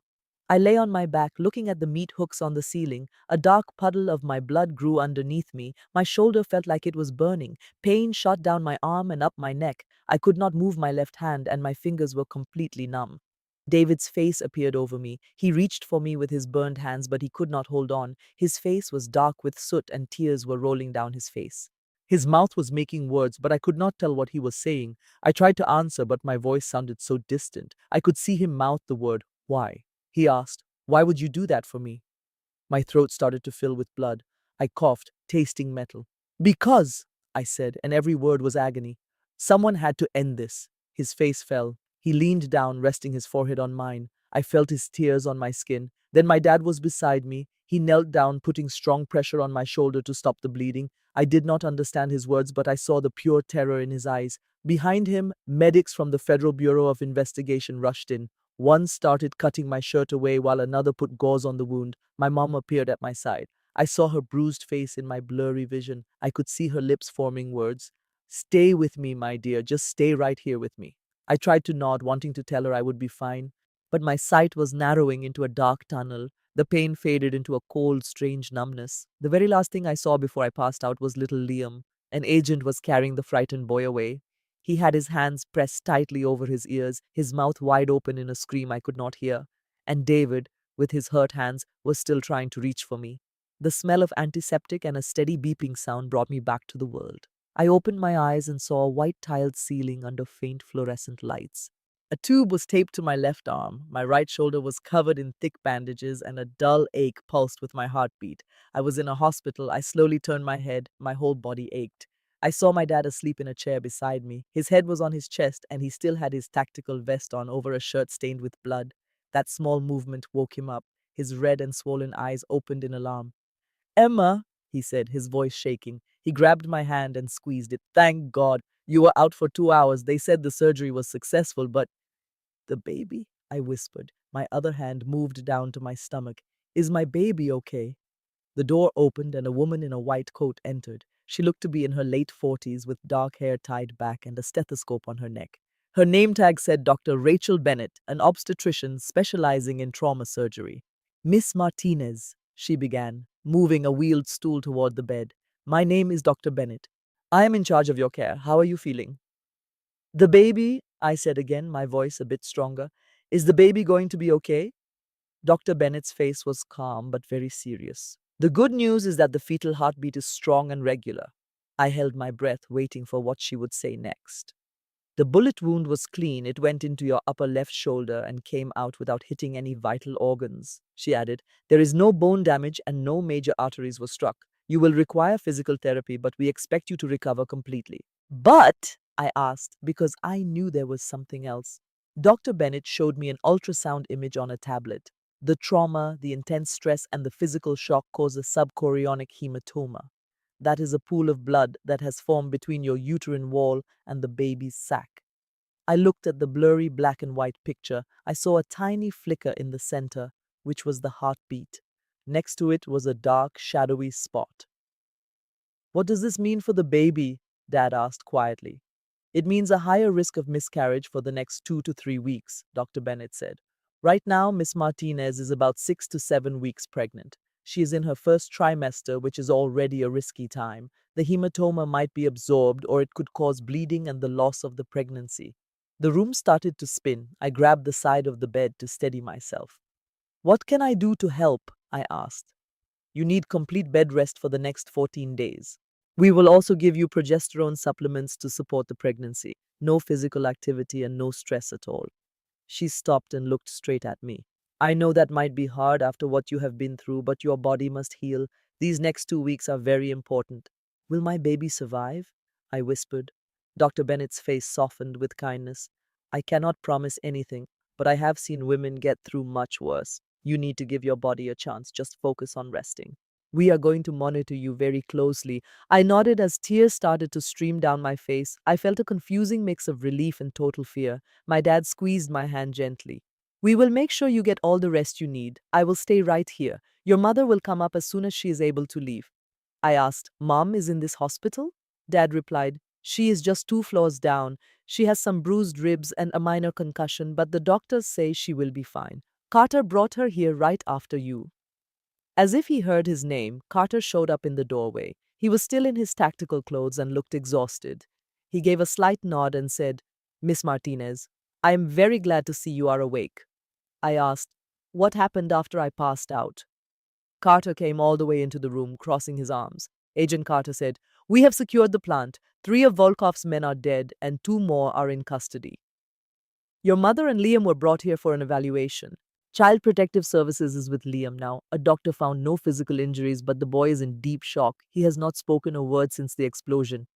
A heavy feeling settled in my chest. What about David? I asked.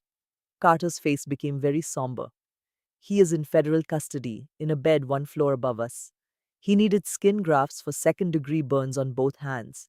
He is facing many charges, including conspiracy, kidnapping, attempted murder, and racketeering.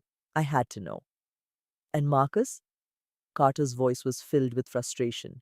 He said, He escaped. He took a private jet from a small airport near Houston and landed in Monterrey, Mexico, about 6 hours ago. Interpol has issued a red notice and we have frozen $18 million of assets from Volkov Enterprises. We have also arrested 40 people in his organization in 3 states. My voice was empty when I said, But he is still free.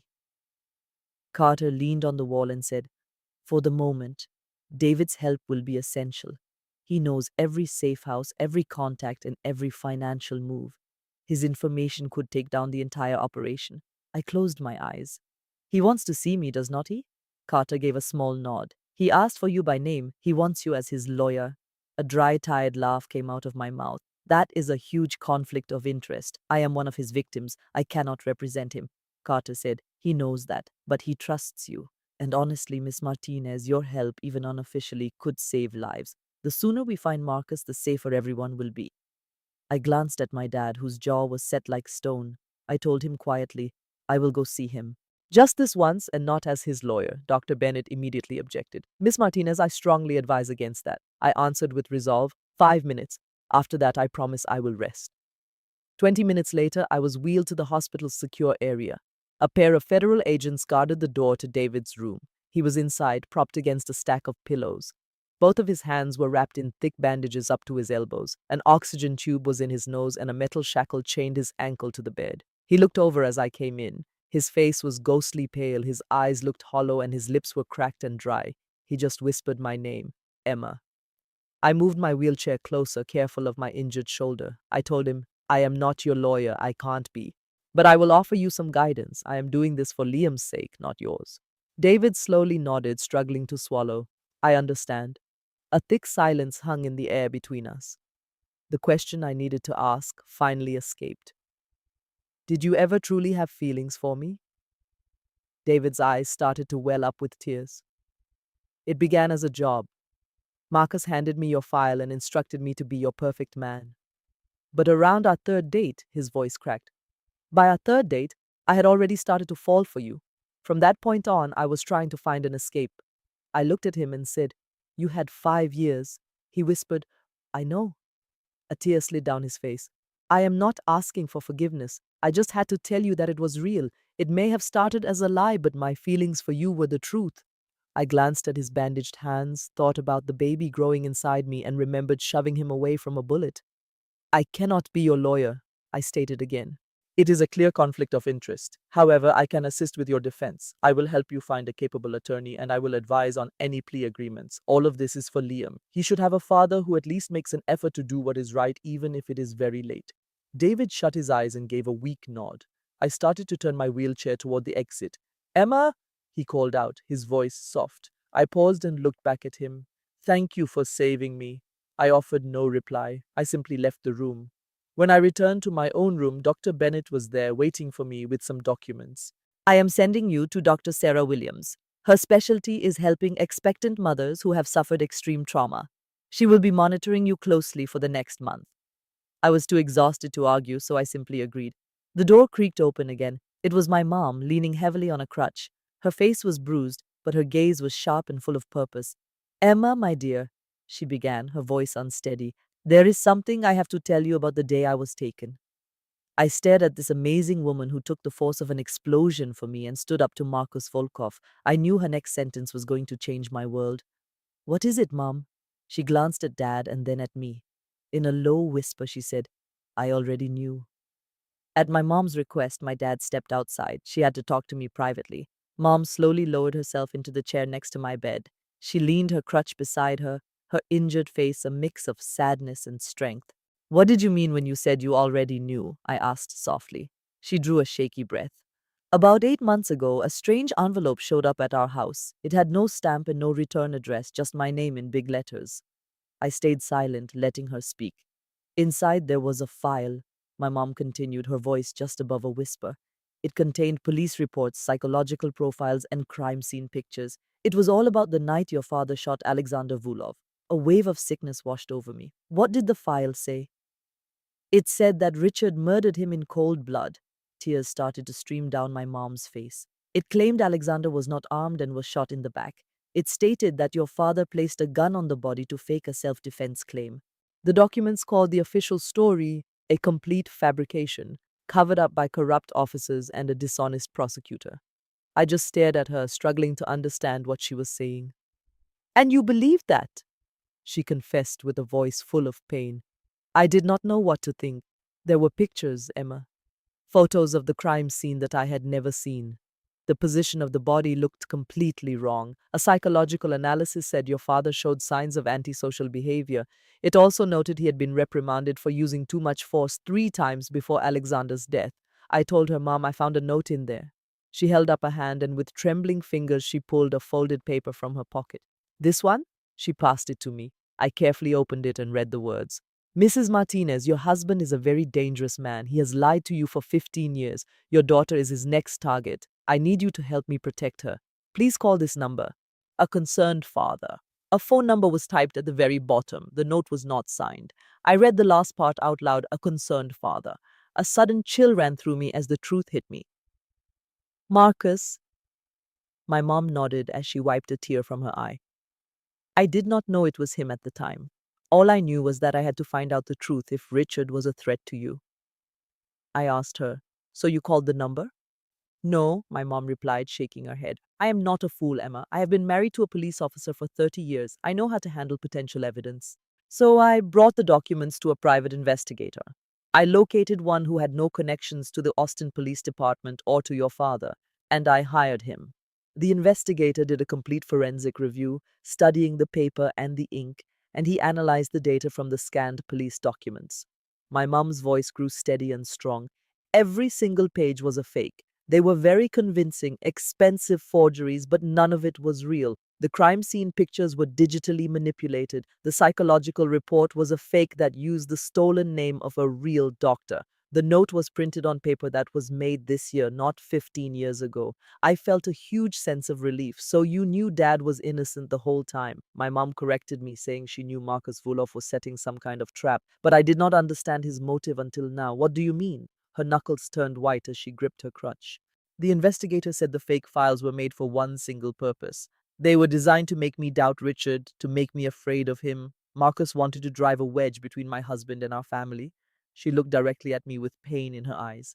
Emma, Marcus used my love for you as a weapon against my own family. He knew if I believed you were in harm's way, I would do anything, even turn against your father. But you never did, I pointed out. I was trying to warn Richard, my mom said. At the funeral, I planned to take him aside, show him the documents, and explain everything. But when I arrived at the cemetery, her voice quivered. Two men attacked me in the parking garage. They used a cloth with chloroform to make me pass out. I came to in a chair, my hands bound with plastic zip ties. I took her hand and held it tightly. I am so sorry, Mom whispered. I should have gone straight to your father when that envelope arrived. I should have trusted him, but I was so scared and I felt I needed proof first. Marcus took advantage of my fear.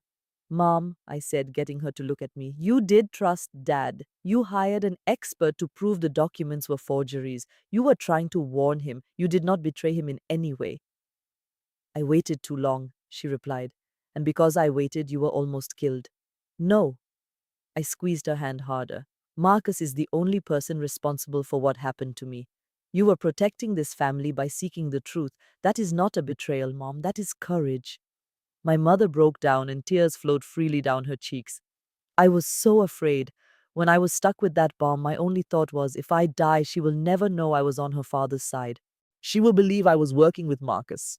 I never believed that, I told her, although a small part of me had wondered. Marcus wanted our family to tear itself apart, my mom said as she dried her face. He wanted Richard to believe I betrayed him. He wanted you to believe I was involved. He wanted me to be paralyzed by fear. He was hoping we would all fall apart on our own without him lifting a finger. I thought about the 5 years David had spent working his way into my life, the constant surveillance, the deception, the gradual erosion of our trust. That is his method, I said softly. He does not just end lives, he manipulates people into destroying one another. My mom nodded, and he was very close to succeeding.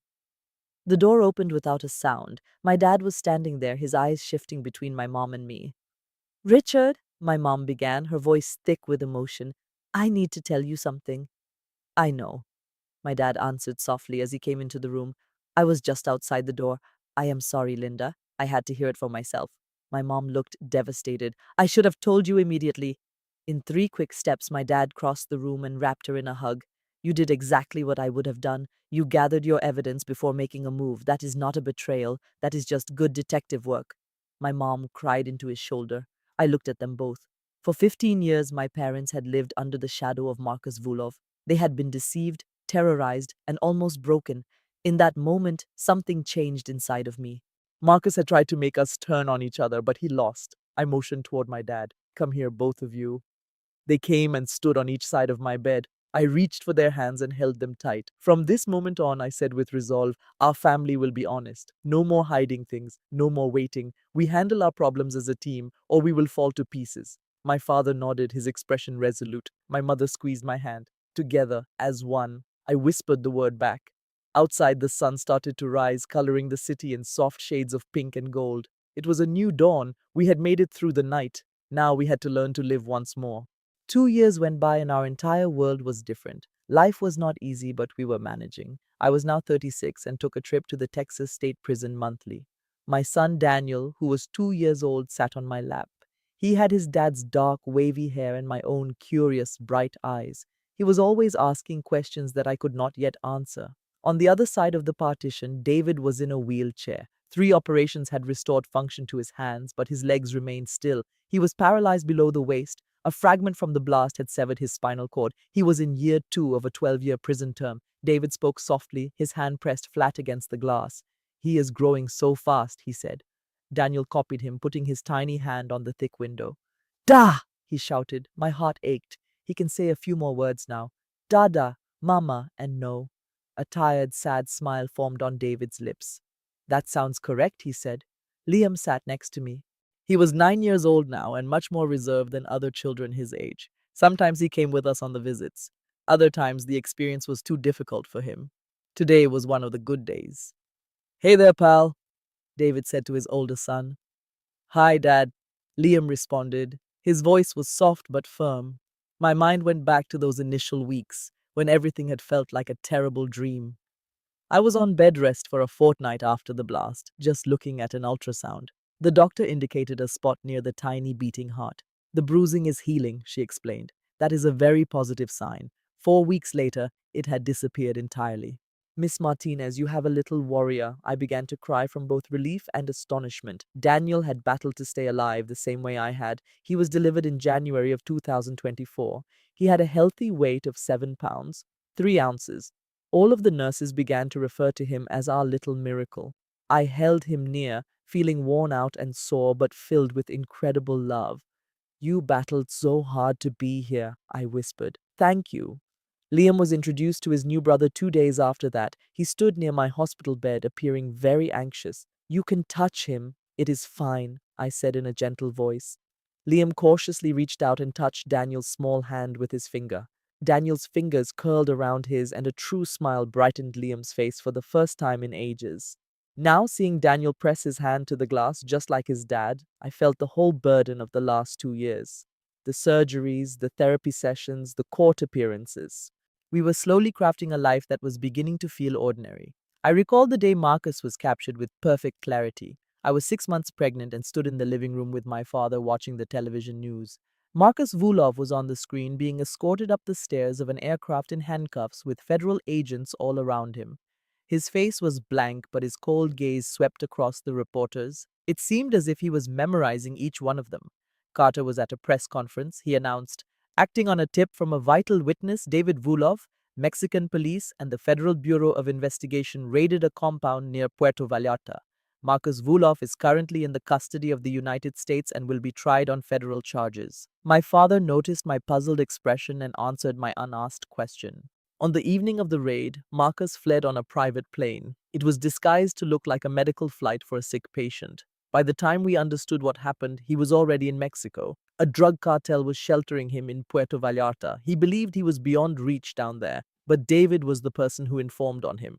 Carter clarified everything at the press conference. David supplied the villa's location, all of the security passcodes, and every single escape plan.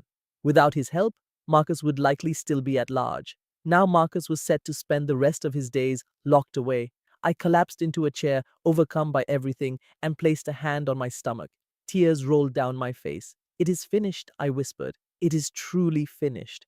My dad squeezed my shoulder softly. Not until the trial concludes, he said. But we are very close. The trial started in October of 2024, a full year after it all unfolded. I sat in the courtroom, holding my 3-month-old son Daniel, who was sleeping in a carrier on my chest. Marcus Vulov sat at the defendant's table wearing a gray suit, his silver hair perfectly arranged. He looked more like a chief executive officer than a monster. David delivered his testimony through a video link from the prison. He appeared thinner, but his voice was unwavering. My father planned the abduction of Linda Martinez. He used my 7-year-old son as a living shield with an explosive device to ensure my compliance. He gave me orders to kill Emma Martinez and her father, Richard Martinez. When I did not obey, he set off grenades that left me permanently disabled. The jury returned a verdict in only 4 hours, guilty on all charges. The judge gave him a life sentence without any chance of parole, plus an extra 80 years. He was being sent to ADX Florence in Colorado, a prison for the most dangerous offenders in the nation. The judge's tone was icy. Mr. Vulov, you made your own family into weapons. You put children in danger. You will now spend your days in a concrete cell and the world will be a safer place because of it. Marcus's expression did not change, but as the guards took him away, his eyes locked onto the video monitor showing David. His lips shaped 2 words no one else could hear. You are dead. On the screen, I could see that David felt a combination of pain and relief. He was finally liberated from his father. 2 years went by. I stood there, watching David talk to his children from behind a thick glass wall. A feeling of serenity washed over me. It was not forgiveness, but it was a kind of peace. That Sunday, we all came together at my parents' house. Liam helped my mother with the plates for dinner while I fed Daniel his baby food. My father lifted a heavy pot out of the oven, but the lid slipped and fell to the floor with a loud clang. Liam froze in place. He put his hands over his ears and began to breathe rapidly, his eyes wide with fear. I knelt down by his side immediately. In a quiet voice, I said, Liam, look at me. Let us count. 1, 2, 3. His breathing started to calm down. 4, 5, 6. You are doing well. You are safe. It was just a lid. You are okay. He nodded slowly and brought his hands down. I am sorry, he whispered. Loud noises were still a challenge for him. I know, my dear, I said to him. You are showing such bravery. Later, as we were tidying up the kitchen, Liam asked in a low voice, Will I be broken like dad? Because I have post traumatic stress disorder. I got down to his eye level and looked at him. You are not broken. You are healing. Scars mean you survived something difficult. You will become a strong and brave man, Liam. I promise. He looked at me and asked, Daniel almost died, did he not? The question took me by surprise. Yes, that is right. The doctors were very concerned after everything that occurred, but he was a small warrior who survived, just like you are doing now. Liam looked over at his baby brother and his expression grew softer. He is a tough little kid, Liam stated. Just like his big brother, I replied. Later that night, when Daniel was sound asleep, I opened my email. An official communication from the prison bureau was there. It was about Marcus Vuloff. His official status was inmate. His location was the Supermax facility in Florence, Colorado. His security level was listed as maximum. Parole was not an available option. His sentence was life, with no possibility of getting out. I showed the message to my father. He is at ADX Florence. That is where they send the most dangerous people. My dad nodded. El Chapo is there. The Unabomber and the Boston Marathon bomber are there too. Marcus is now among them. Are we safe? I had to ask. My father looked over at Daniel sleeping in his crib. Completely safe? I cannot say that for sure. Marcus had connections to many powerful individuals. One of his former associates might want to finish what he started. But what about Marcus himself? I asked. My dad looked me in the eyes. He is 67 years old. He is isolated in a small cell for 23 hours each day. He is going to die in that place. So, yes, we are much safer now than we were 2 years ago. I nodded my head slowly. For now, that was sufficient. That evening, I sat on my porch with some coffee, watching the stars above Austin. I thought about everything my family had come through. Marcus was in a concrete cell for good.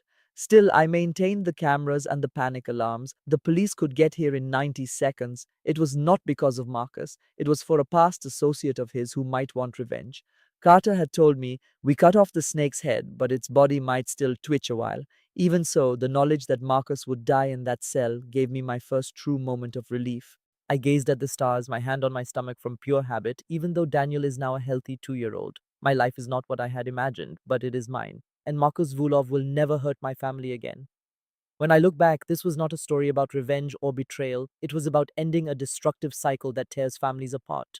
For 15 years, Marcus used his own grief to control his son.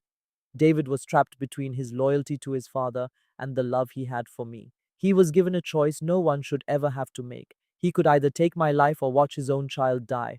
I was almost another casualty in a terrible family war. I nearly lost my parents, my husband, and my own child. It all happened because one man chose vengeance instead of forgiveness. David did not turn on us because he hated us. He did it because he was terrified after years of abuse. This taught me a very important lesson. Do not let someone else's anger build a prison around you.